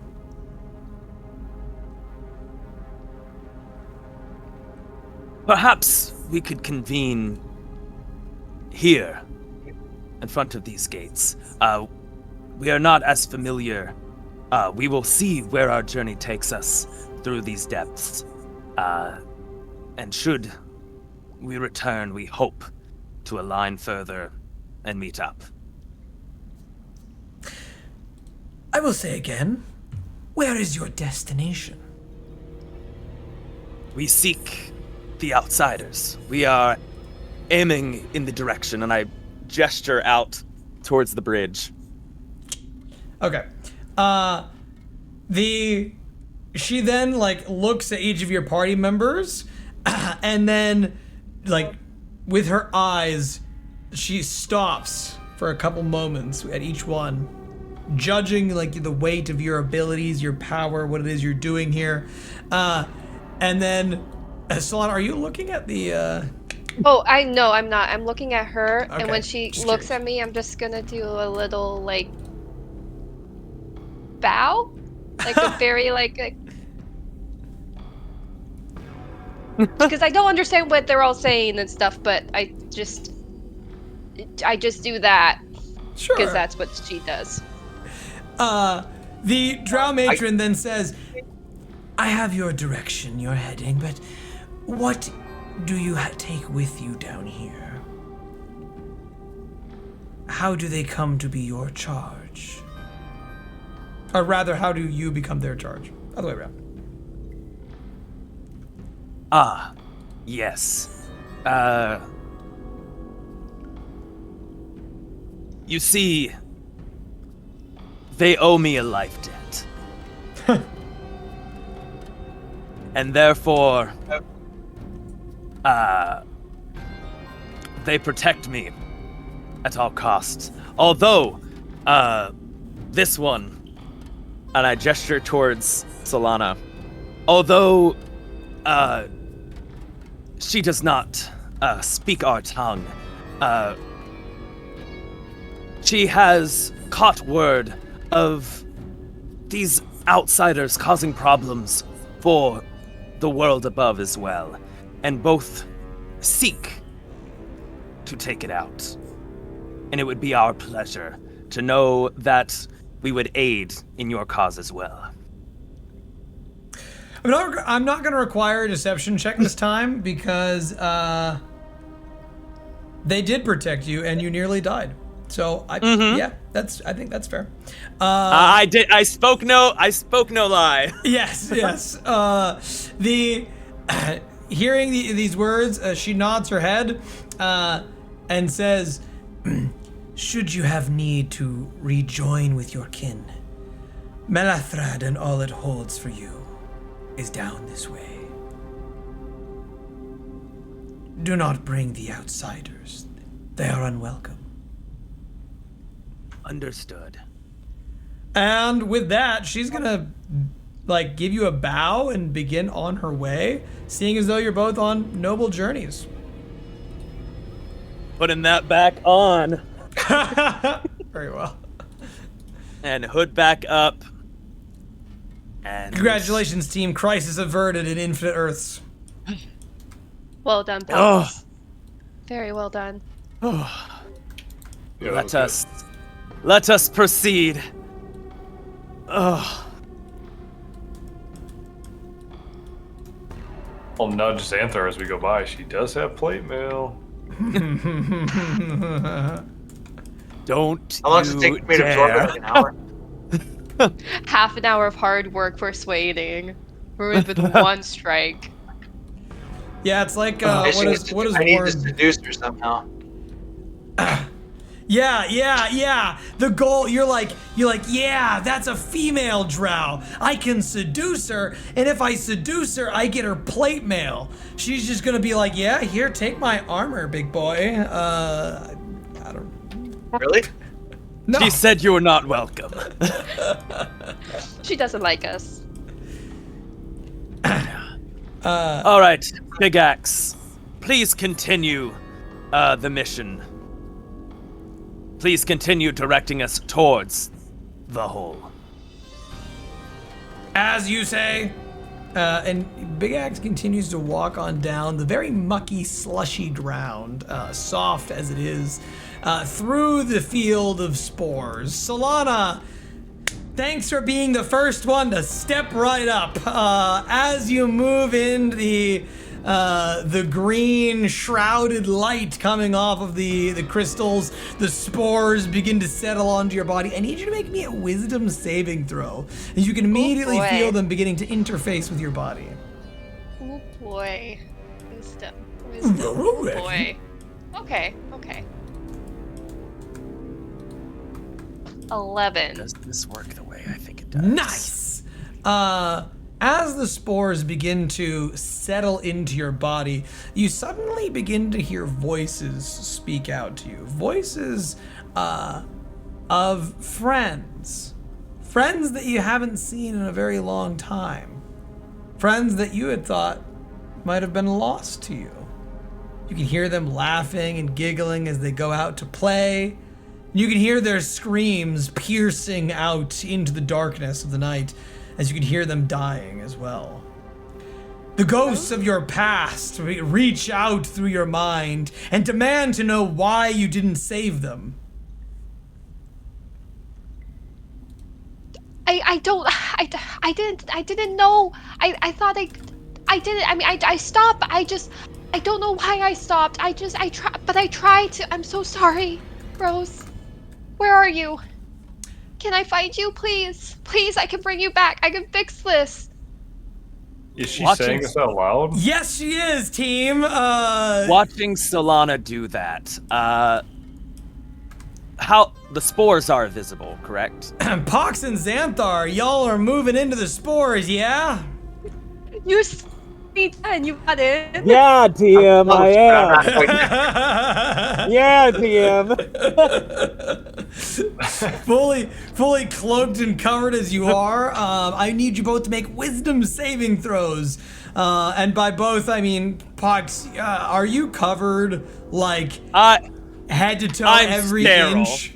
I Yeah. am covered, gloves, boots. Yeah. Like, I know my that's- mini is pretty close to, It if not is. exactly what it looks like. Yeah, I figured I was like, you're the only one that I can maybe see doesn't have to deal with this. So He did say Pox, he was I will putting his give you a mask. pass. He did say he was putting his mask back on. Too. He absolutely did. Justified. 10. Nice! Xanthar, as you walk into the spores, you immediately hear the sounds of Warforged in the hundreds calling out to you saying, Xanthar, you were supposed to be our savior. You were supposed to be the one that let us out. And you hear them being crushed, the gadgetry and the gizmos destroyed, as they call you a liar, as they call you a false prophet, as they call you a renegade, even worse, someone to lead them to despair and death. And you can hear all of these voices accusing you of failure, accusing you of being nothing more than a charlatan. Not nice. It is not nice. You are absolutely correct. I am actively walking in whatever direction I last heard Rose's voice. Nice! Or at Solana, least I they're, like, award you cooing +1 sounds. inspiration, first and foremost. Also, you begin to walk towards the river. Towards this mushroom. Question. Answer. Seeing them do this, I have actually 2 questions for the DM. Yes, sir. Do you consider these mushrooms vegetation? Of course I consider these vegetation. Okay, and 2, I Well, can actually, see spores. I guess technically, okay, if we're getting really, really technical, these are not vegetation. These are, oh God, what is the category of mushroom called? Fungi? Thank you. That's a fungi. Fungus? Oh, yes. Yeah, it's a fungus. Yes. So, but for purposes of the game, what do you consider them? You mean like the spell blight? Yeah, something like that. Yeah, Not yeah. You could particularly use that. Yeah, you could use something like blight or something that strips vegetation. That would work just fine. All right, all right. And can I see these spores? I'm looking at all my companions freaking out. You certainly can. Yeah, as the psychedelics take root. I'll try to go and stop Solana from walking into the water. She looks like she's kind of going off the deep end, so to speak. Sure, you is. rush forth towards the river to save Solana. I need you to make me a wisdom saving throw. So is this disease? Is it charmed? It is A poison? Or An infection? Yeah. it is a psychedelic. Okay. So wisdom saving throw. That's right. Now, I'm aware that psychedelic is not a thing that D&D has, so I will with it. give you a charm. I will give you a charm in case you have resistances against charming. I do But have honestly, you advantage. probably shouldn't. You probably shouldn't. I'll be honest. You probably shouldn't. But I'll. Yeah, no, I agree. Like this is not. It's not a charm like Yeah. spell or ability. It's just Yeah. an effect I that I'm would say ingesting. it's a I'm breathing poison. in. It's not a disease. All right. I'll take it. I rolled in that one, so You want personal failure? yes. Okay. Good answer. Right there. You hear a magnanimous voice in your mind as you rush over to Solana. The spores, as they latch onto you, you hear the goddess Ghroga speaking, thundering into your mind. This huge magnanimous presence that says, Ghroga! You have failed! I recall you to my plane, the Shattered Realm. You are no longer, henceforth, I cast you out of the mortal realm until you are worthy to take a quest again. You can feel particles materializing around your body as Team Ghroga, right before your very eyes, shatters into 1,000 pieces, mirrored of his body, splintering outward across existence. And then he, like, in a shimmer of blinding light, he disappears. Do I see that too? Oh yeah, absolutely. Oh, okay. I just wanted to see if See if it was a hallucination we all had. I'm gonna touch Solana real quick on the back. Honey Nut Cheerios, and try protection from poison to see if that will neutralize the psychedelic spores within. Okay, all right. I leave it to the DM's discretion. Yeah, I'm like,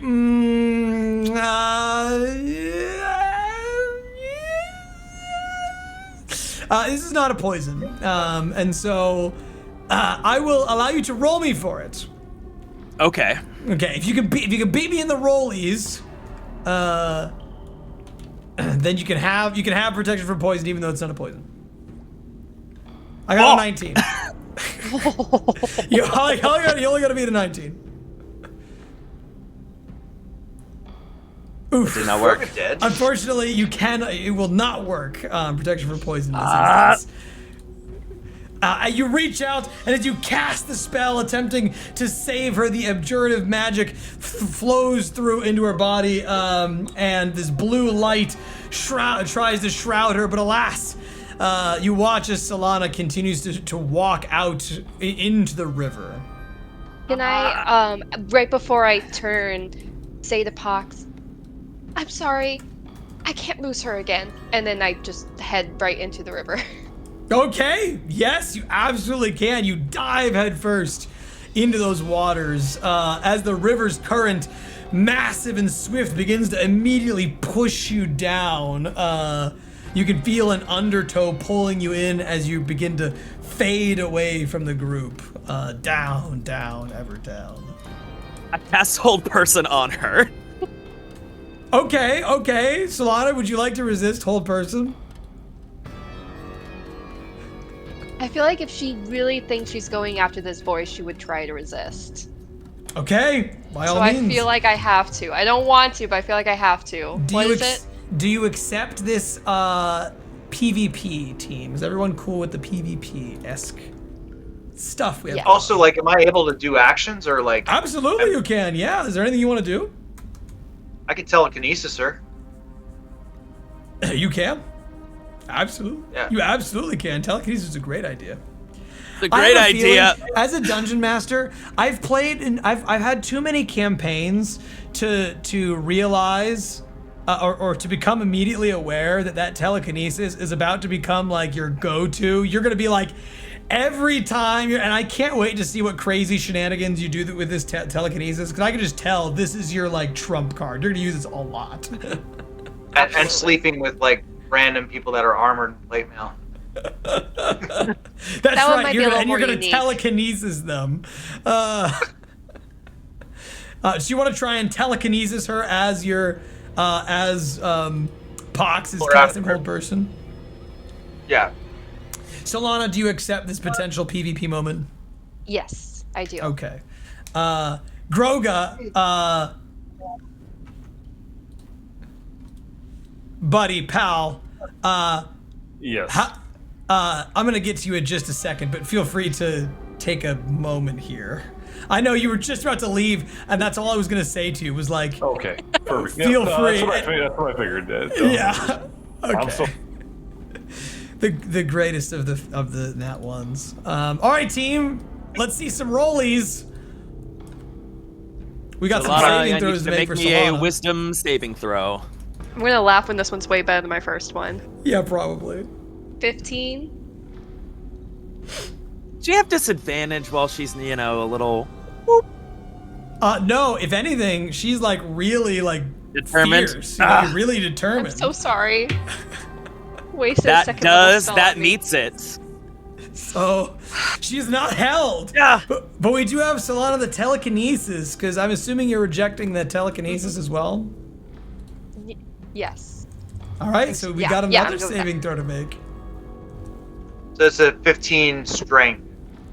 Yep. This one. Yeah, is this one's gonna be harder. Yeah. A little trickier. Ooh, 7. Nice. All right, Xanthar, where are you throwing Solana? Maybe like back on the bridge, like away from like the spores. You want to like move her up like onto the riverbanks?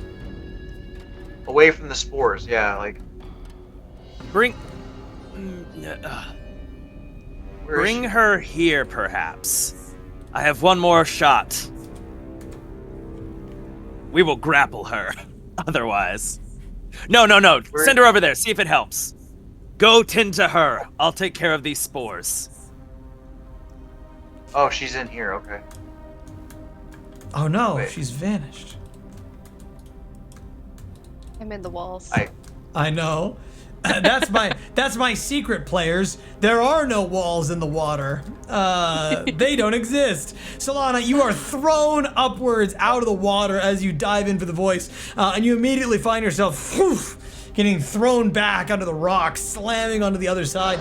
And as you get further away from the spores, you kind of feel the voice receding away, and you suddenly realize that you've lost them again. A second time. But your mind is yours again. Solana, stay Slowly. there.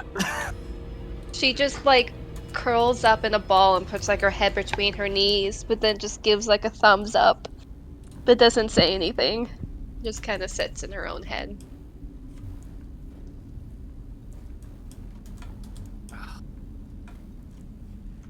I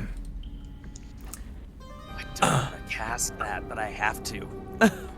I try to Maybe- like run out of Come her. again? Move like away from here and towards her. Yeah, you can do that if you'd like. You Go might back be able across to the just bridge. In the grapple meantime, me and drag the- me through it. The clockwork continues moving. Got Big axe, objective. hold. You project with gusto With out gusto. of the Warforged or the clockwork, and he stops, turns around, and you can see his bolts sort of tighten as though he's kind of upset that you're taking so long. What are you doing? That's not the mission. The mission is over here. But he The does others a motion. cannot pass. I'll lift up my head and say,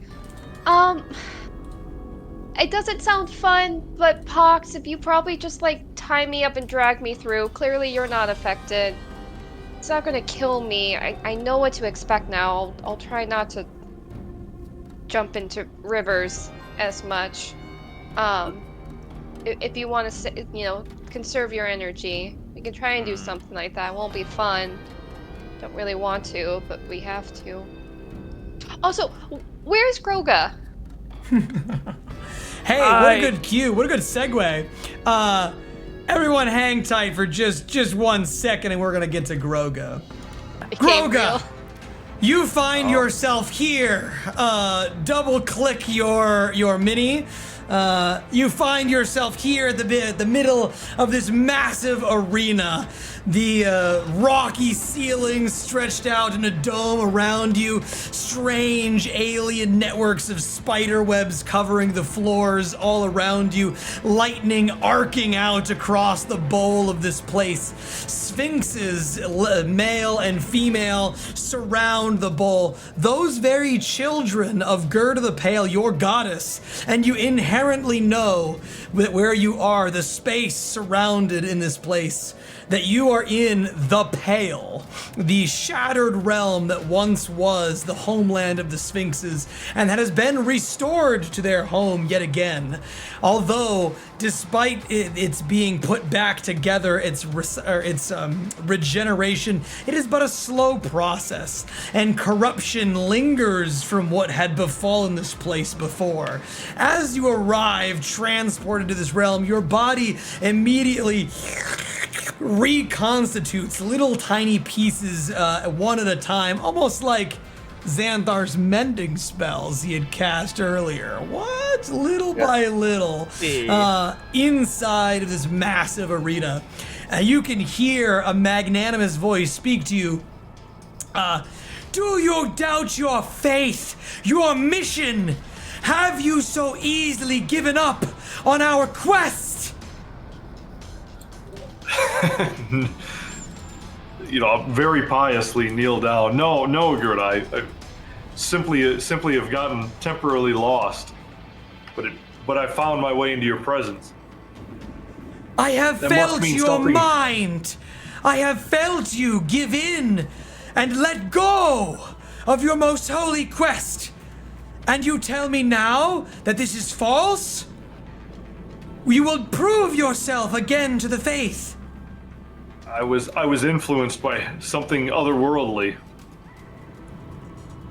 Do you not doubt that I, too, am otherworldly, beyond that of your mortal realm? You are incomprehensible. Yes, you are otherworldly. I agree. Do I Then know what prove your happened to me? piousness. Serve your deity once again, and your mortal flesh may return to your divine tasks. Do I actually know what happened to me? No. Well, yes, in a way. Your mind, as it had fallen to the spores, you felt it invading and taking, like, pushing your consciousness away from your mission. And in that moment, Gerda was like, oh, fuck, no, you don't, and seized your body and sort of is giving you a reminder of what you serve and why you are here on this task. Sure. I will prove myself in whatever way you deem worthy or necessary. The voice speaks out once again and says, You, among so many others, must understand the perils we have faced, the devastation that was wrought to bring us to our knees low as we allowed ourselves to be unguided from the proper path. I will not allow you to be taken away from your course, divine as it is, as I once was. Guard your mind as you face the greatest of plagues we have ever known. Triumph against this horrid pestilence, and I will return you to your own pestilence. And you see the ground begin to move and to shake. All of the pox amongst the land gives way to these strange brain-like spiders that begin to manifest in the great dome around you. And to steel yourself, you are given the bodies of your... Oh boy. That's not gonna work. That's not gonna go over well. Bad things just happened. I've made a misclick. Anyway, the bodies of your assistants, your allies, come to you in this moment. Everyone, roll initiative. I gotta bring them all back. Oh, a dirty one. 10.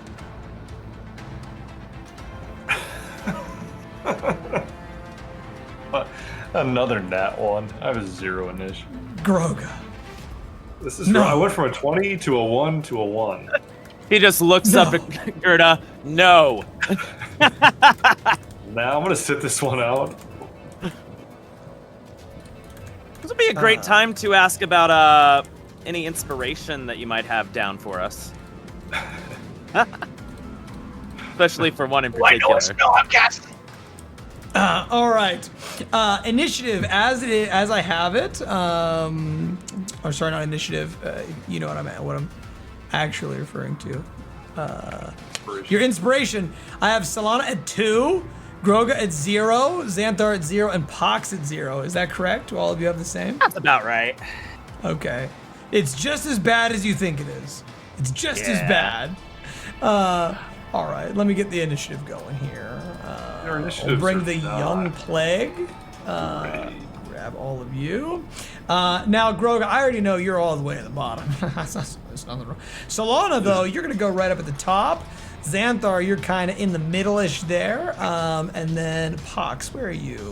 I got a dirty one, so I am just above. Nice! Yes! Let's go!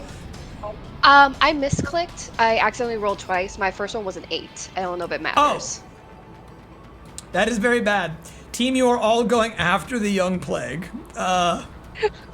Roro Raggy. Anyway, the young, strange plague is going to make these horrible chittering noises that sound almost like a bird squawking and dying, being run over by a car, but in a clipped fashion. So it's like a... I don't know. That sounds horrible to me, but maybe it sounds not as bad to you. They are going to move along the webbing, and you can feel these psychic thoughts begin to penetrate your mind as they attempt to bring you low.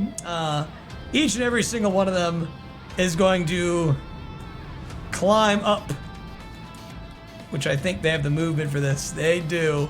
They're going to surround you. This is a very horrible start.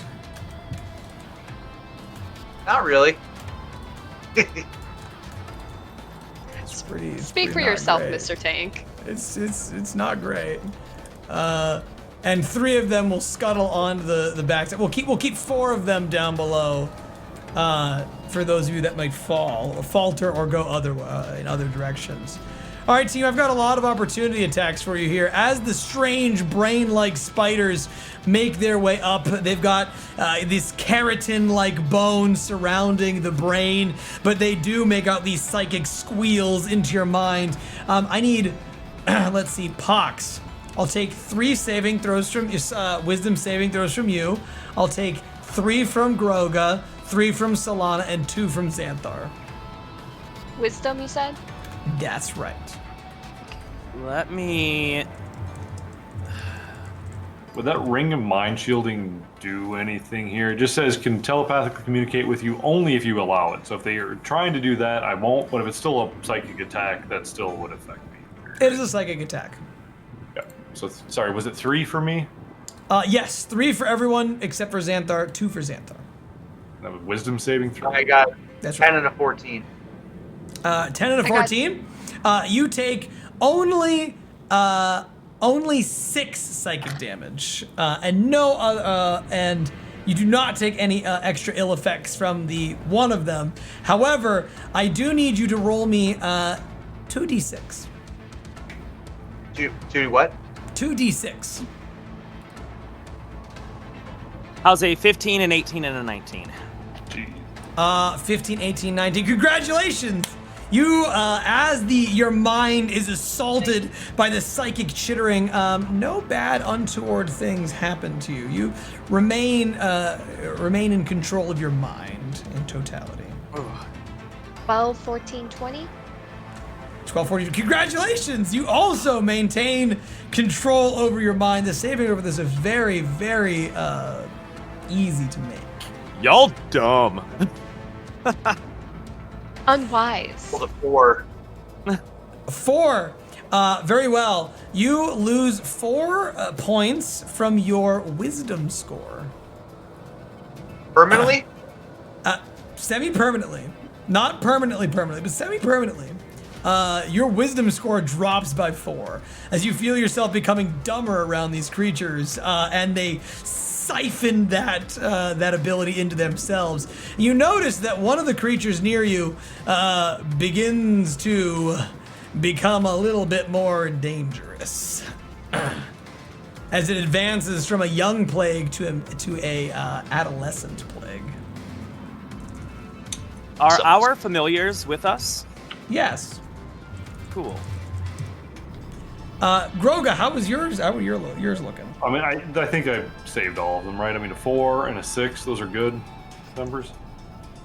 Oh no. And then a 15. No. We with the jokes. Oh no. You take 12 psychic damage, and I need you to make me or roll me 4d6. 4d6? 4d6. That's not ideal. It is not ideal. Let's roll low. This is the worst plague that Gerda's ever fought, though. So it's I oh think my character just god. died. I think my character just died. Oh my god! You lose 19 from your wisdom score. Now, I know this brings your wisdom to 0. Oh, yeah. Unlike Negative. normally dying, you are currently stunned. It is not normal death the way it would ordinarily work for your character. However, this is absolutely not a good place to be. Nope. Ghroga, it's not your night. I rolled a lot of 1s.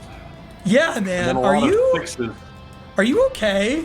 Do you need help? Do you want me to is there something I can do for you? I don't know what to offer here. Did you see what I rolled? 4d6 there too? I rolled 6, 6, I know. 4, and 3. Nuts.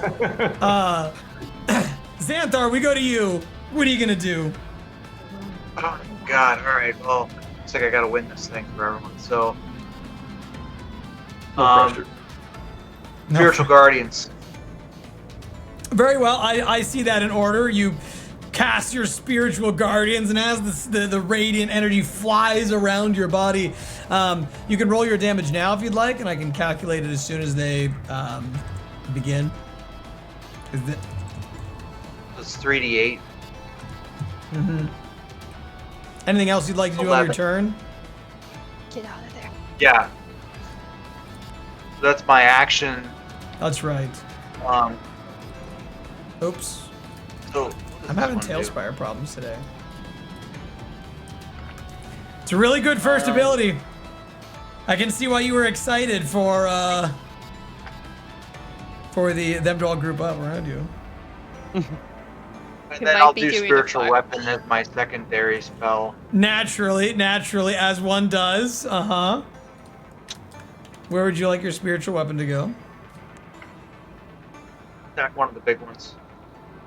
What am I doing? That's what I'm doing. All right, the big one adjacent to you or adjacent to Ghroga? To Ghroga. Okay. All right, make the attack roll. 11. An 11, yikes, does not quite breach the AC of this creature. It is still alive, and kicking does not seem to have been affected by that swing. As it goes over top of the body, it bounces off the keratin armor. What else would you like to do?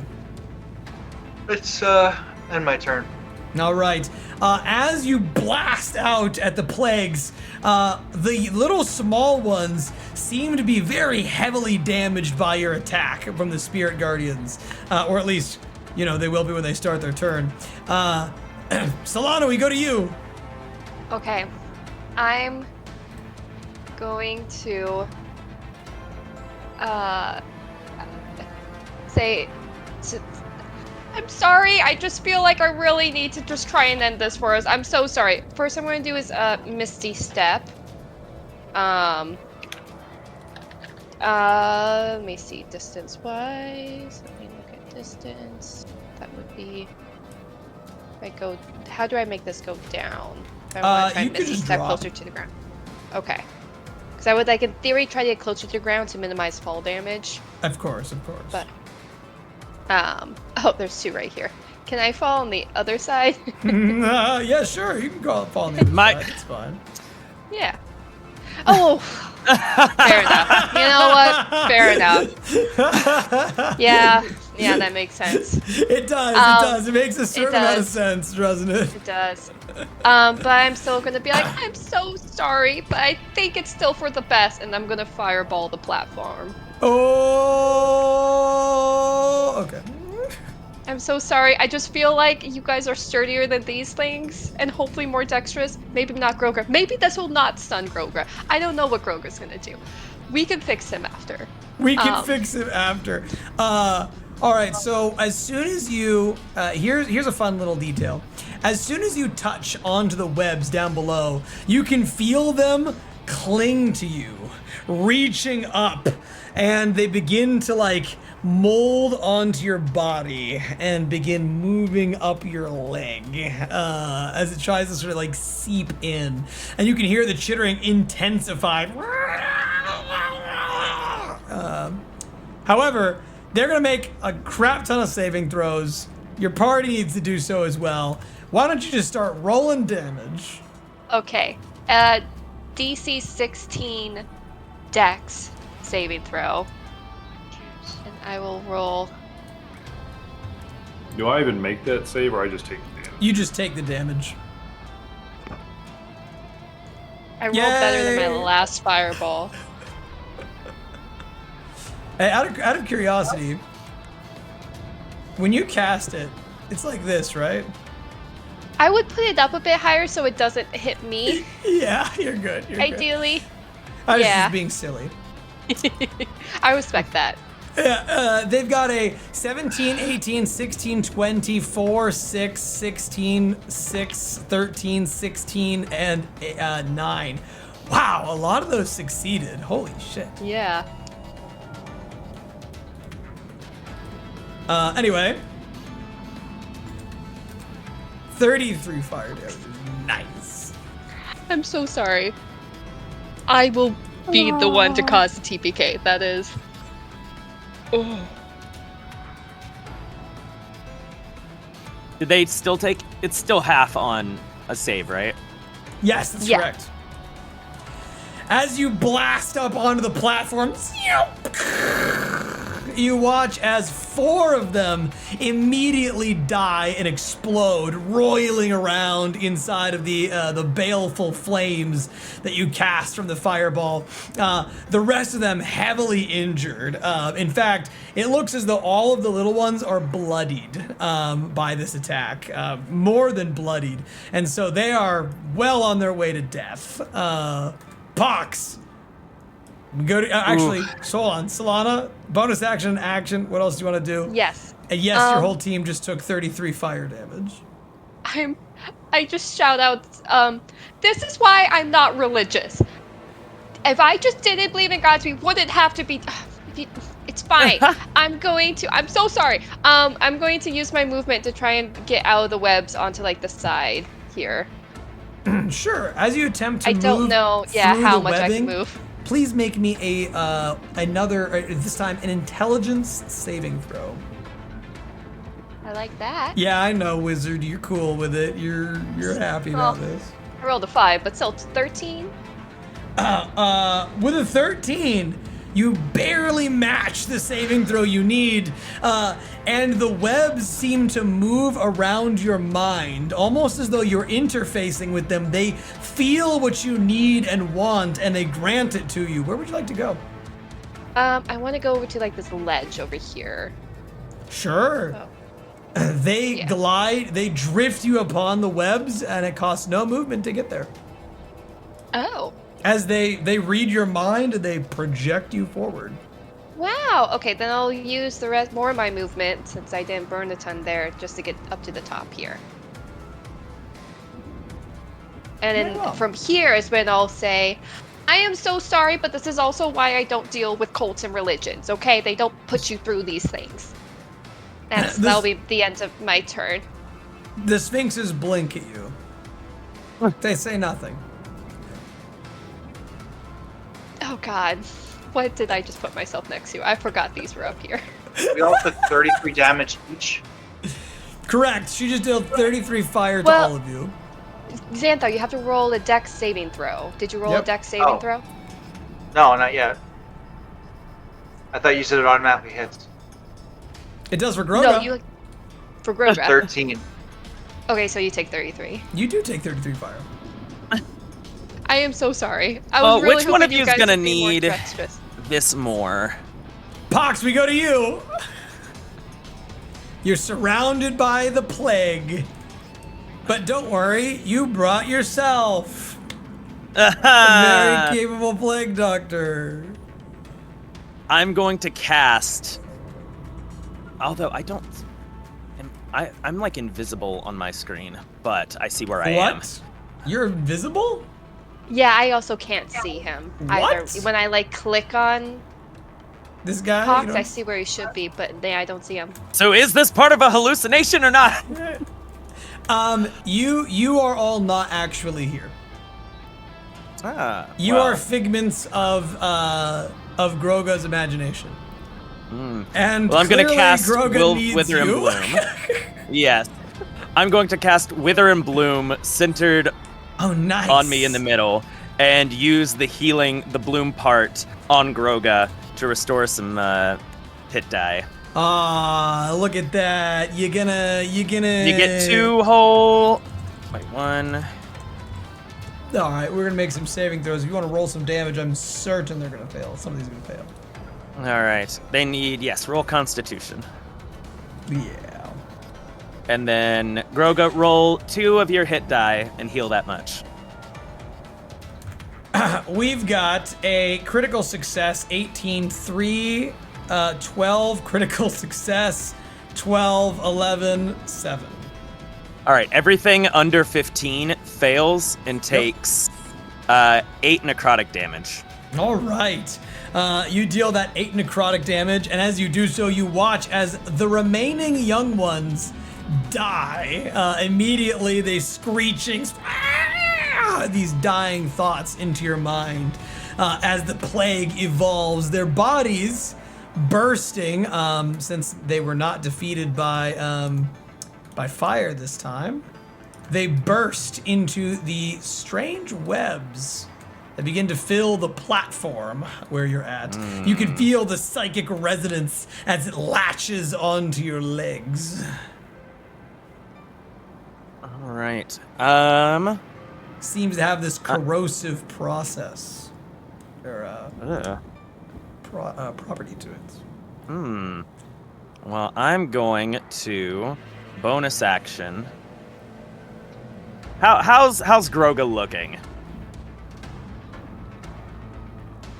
I was at 3 hit points and -9 wisdom.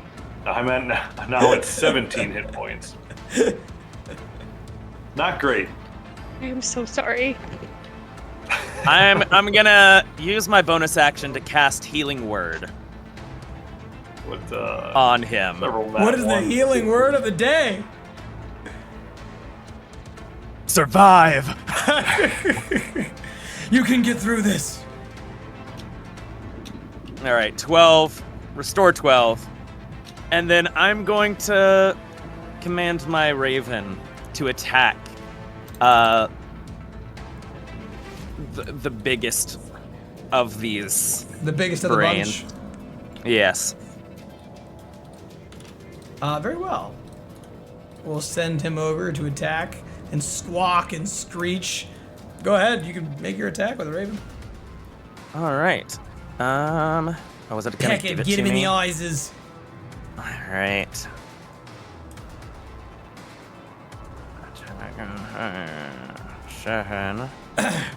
Do you ever think he'd be back here?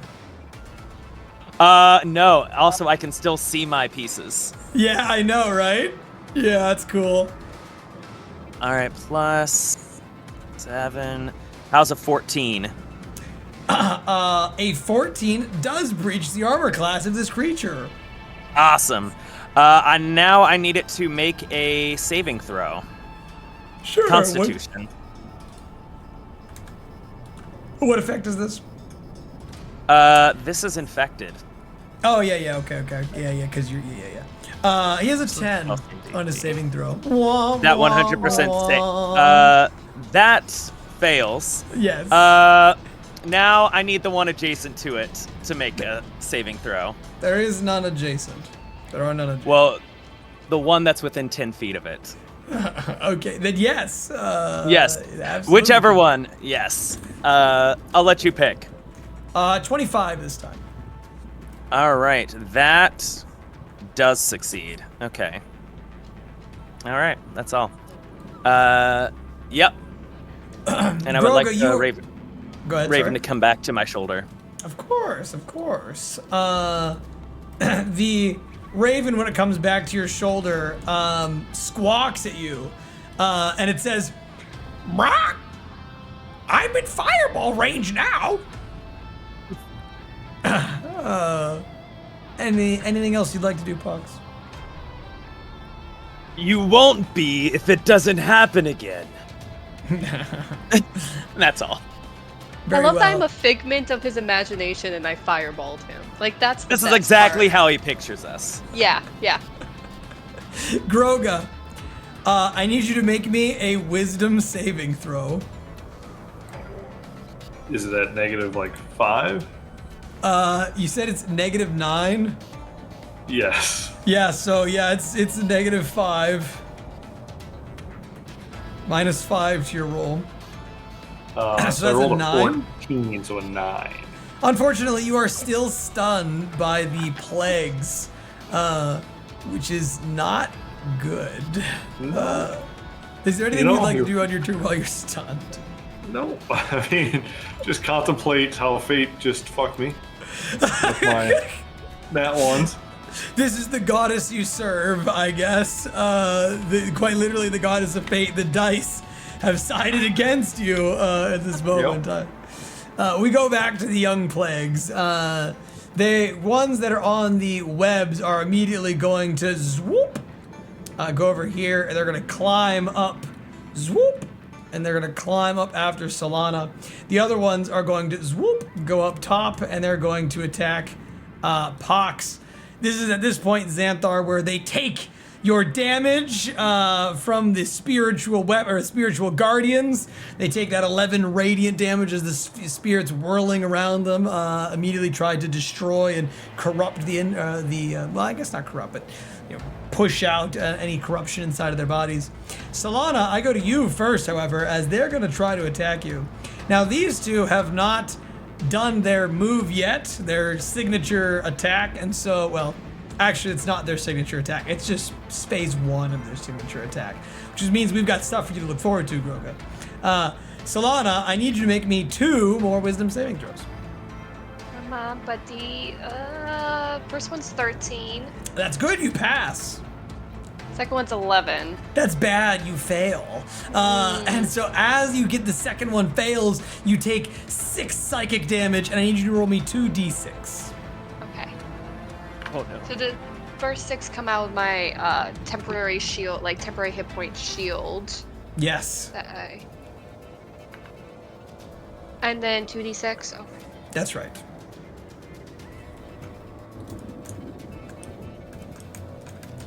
Seven. You lose 7 from your wisdom score. And the Sphinx is behind you chortle slightly. You can hear a lion roar burst out of their mouths as you get what you deserve immediately. And It's really not funny, guys. yeah, you're probably right. It's probably not funny. The larger ones, however, they are going to immediately begin to attack. Xanthar, we got 2 that are on, or 1 that's on you. And here are his attacks. First and foremost, we've got a 12. Does that breach your armor? And we got a 13. No. Does that breach your armor? Wow. Aren't you a lucky duckling? As the thing attempts to snap out and bite at you, the bone-like keratin moves around the back of the brain and tries to snap down into you. You can see this ooze-like stuff spilling out of its body, but doesn't seem to be able to eat metal, to Warforged, so you're safe for now. The other 2 that are near Ghroga, however, Ghroga, they have a 25 to hit and a 16 to hit. I mean, the 25 does for sure. 16 does not. You take, so far, 12 psychic damage as the ooze goes across your body. Go. And then, I need you to roll me a 1d6. Oh No, no. no, it's not what you think, I promise. A 5. A 5. Your boots, the boots of your armor, dissolve into webbing and are gone from your body, revealing the flesh of your body beneath. Is that good? Nope. Nope. It's really bad. They inherently lose all magic qualities as well, as it sucks them up. But you didn't have anything magical. No magical boots, No. so you're good. Xanthar, we go to you. Okay, like, I mean, are we trying to TPK? Like, every single No. game? Ideally not. I gotta have to heal myself, so. Well, we're just Cure figments of wound. imagination. That's right. Actually- Whatever bad happens to you, it's fine. So wait, hold on. I'm gonna guess I'm gonna use my features. In theory. I'll do my Twilight Sanctuary. All right, Oh my very God. well. You cast that Twilight Sanctuary. Anyone that ends their turn within it will naturally gain that temporary health. You can roll for that now if you'd like. But that is the Twilight Sanctuary. It's funny, if you look at this map, it's just like 2 floating balls. Just in the middle of the pit. What else do you want to do? Xanthar. So be 7 hit points. My spiritual weapon's still up there. Yep. Sure Is that a bonus action or an action? Bonus action, Just you an use your action. weapon. So I'll spiritual weapon, whichever one's close to dying. Strike him down, kill him.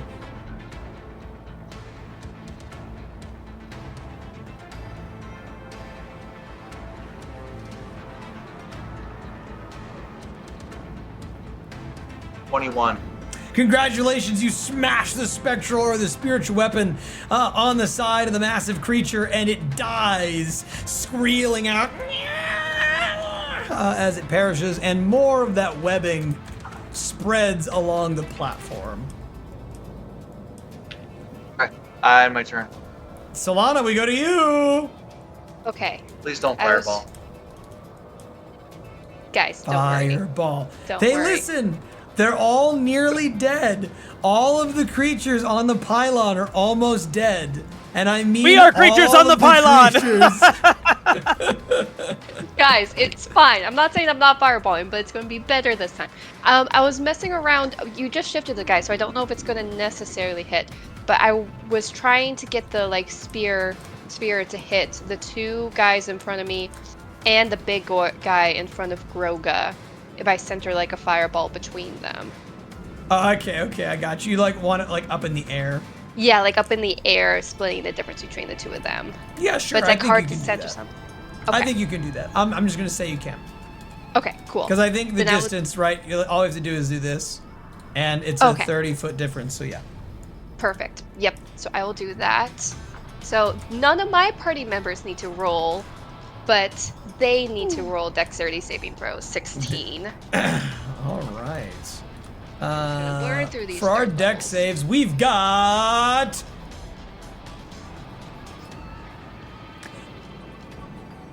a 20, a 9, and a 19. Okay. I 28 know. total. All right, 28 fire. You do completely immolate the plague next to Ghroga, exploding and vanquishing it from existence. The 2 in front of you, however, are still alive, heavily bloodied, heavily injured. But when the explosion of the fireball goes off, they are still kicking. A little bit of that keratin protects the juicy brain from the inside. They scuttle on their weird web-like legs in front of you, prepared to bite and attack again. Oh, I actually forgot. One of these is a Bigger, larger. right? Yeah, one of those is bigger. I was worried about it. I wasn't sure. Okay, good to know. Okay. But at least, hey, you're welcome, Ghroga. You're welcome. I'm not saying anything because I'm stunned. Oh. She gets offended from the silence and then realizes, oh, wait. Oh, right. Sorry. I don't think he can answer. Are these guys... Oh, I'm worried about opportunity attacks. I'm gonna stay here. All right. Pox, we go to you. A huge, Alrighty. another fireball immolates most of the creatures. Well, actually just one of them. But anyway, you got 3 surrounding you. What do you want to do? All The right. young plagues continue to move through your mind and around your body. Is this big one that's still here? Was that the one that was infected? It certainly is, you lucky duckling, you. Cool. The crow's gonna attack one of the little ones. Sure. Or the raven. Yeah. All right. How's a... Yeah, that's gonna hit. That's a 25. It certainly does breach. All right. And I need to make it... Needs to make a Constitution saving throw. It has an 18 for its Constitution saving throw. All right. That, I believe, does pass. Spell save DC 8 plus 3, 11 plus 15. Yes. Okay, that does pass. So that is fine. It is not infected. All right. We're gonna have to do the same thing again. Wither and Bloom? Yeah, I think I'm gonna have to wither and bloom it. Sure. Yeah, let's We'll will make our wither saving and throw. bloom. Make those saving throws. We've got a 11, an 8, and a 15. The Two. 15 matches. Yep. The others take 14 necrotic damage. All right, and with that 14 necrotic, the little guys, they are burned, or you rupture their bodies, their minds explode and pop, and you're left with only the big boy. You want to give health back to Ghroga again? Yeah, let's do it. Take your 2 hit dice. What do I have bonus action wise? I'm gonna healing word myself. Survive, you utter. Survive! And do a, where is it? I'll take it. 11. 11 is solid. Red evocative light flows through your body as you cast the spell. What else would you like to do, Pox? I'm gonna move. I don't really see where I am still. But I'd weird. like to move to the corner that's not in the webbing. Okay. As you attempt to move through the webbing, I need you to make me an intelligence saving throw.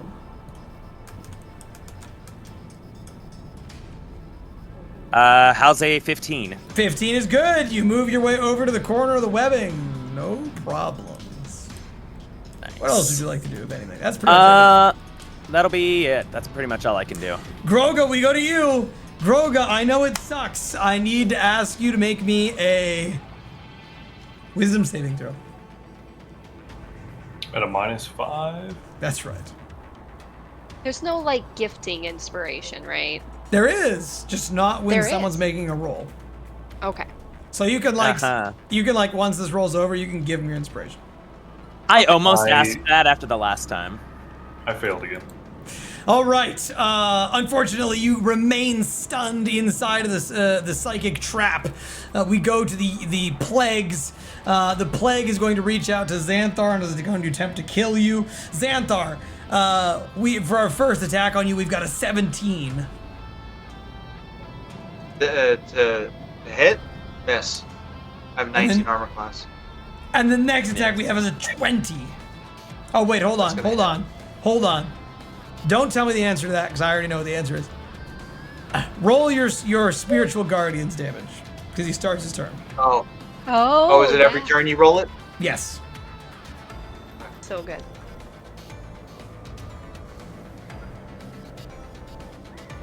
Nine.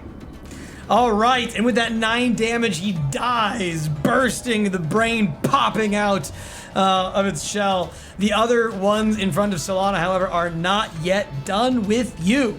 And so they are going to attack. We've got a 24. That'll That's a hit. hit, yeah. We have a 16 for the next attack. 16 will miss. And then a 17 for the last attack. Also miss. Wait, no, 13. Because I did mage armor, so my like armor class isn't accurate, but so it's 13. Because mage armor is like 13 plus dex, right? Okay, yeah, so it's 17. So 17 does hit. That's my All armor right. class. You take 24 psychic damage. Or sorry, not 24. Not 24.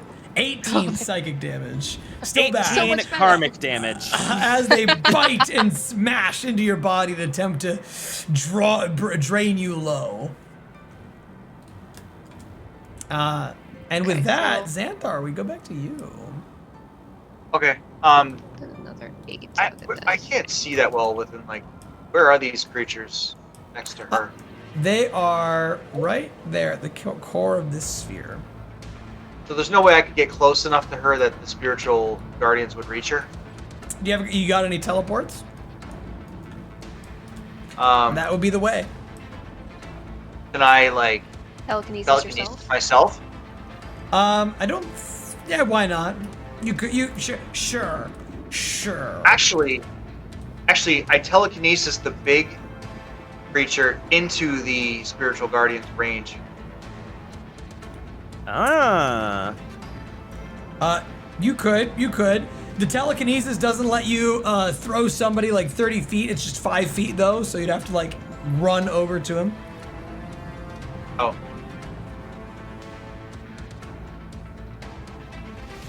I can't telekinesis myself. I mean, you could. I'll let you do it. You can throw yourself up with telekinesis. It's your bonus action to do so. But you can like shove yourself up in the air. Levitate down, like drop down with it. Yeah, you could do that. Okay. So I get close enough to Solana that I can hit them. So you'd have to move 15 feet to drop down, and then after that 15 feet, where's this? That would take you here, and then it'd be another 15 feet, or 30 feet would take you just 10 feet away from them, which is a little bit out of range, but you would be able to hit them with your spiritual guardians, if you want to try that. Now, first and foremost, I need you to make me an intelligence saving throw as you try to move through the webs. Shit. Intelligence? Alright. I have an 8 intelligence. Hey, 18, 19. but an 18 is perfect. The webs glide you through them, and it takes you no movement cost whatsoever, and you get right up next to them. Okay, Nice. really? Yep. I The do, webs allow you. They feel your need, and they project you onwards. I do Word of Radiance. Okay, make some saving throws. They're both under 10.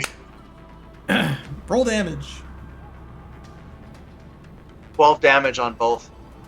Ooh, 12 damage is really solid. Max damage on Word of Radiance, a spell that I Nice. oftentimes talk about being really poor, but I am wrong this time, because that, my friend, is the final blow of the battle. As you utter your Word of Radiance, the combat ends, and all the sphinxes roar out inside of this Colosseum, and with one voice they roar out together.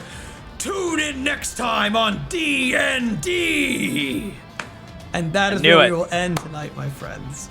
We'll catch you in another 2 weeks. Man. Ugh.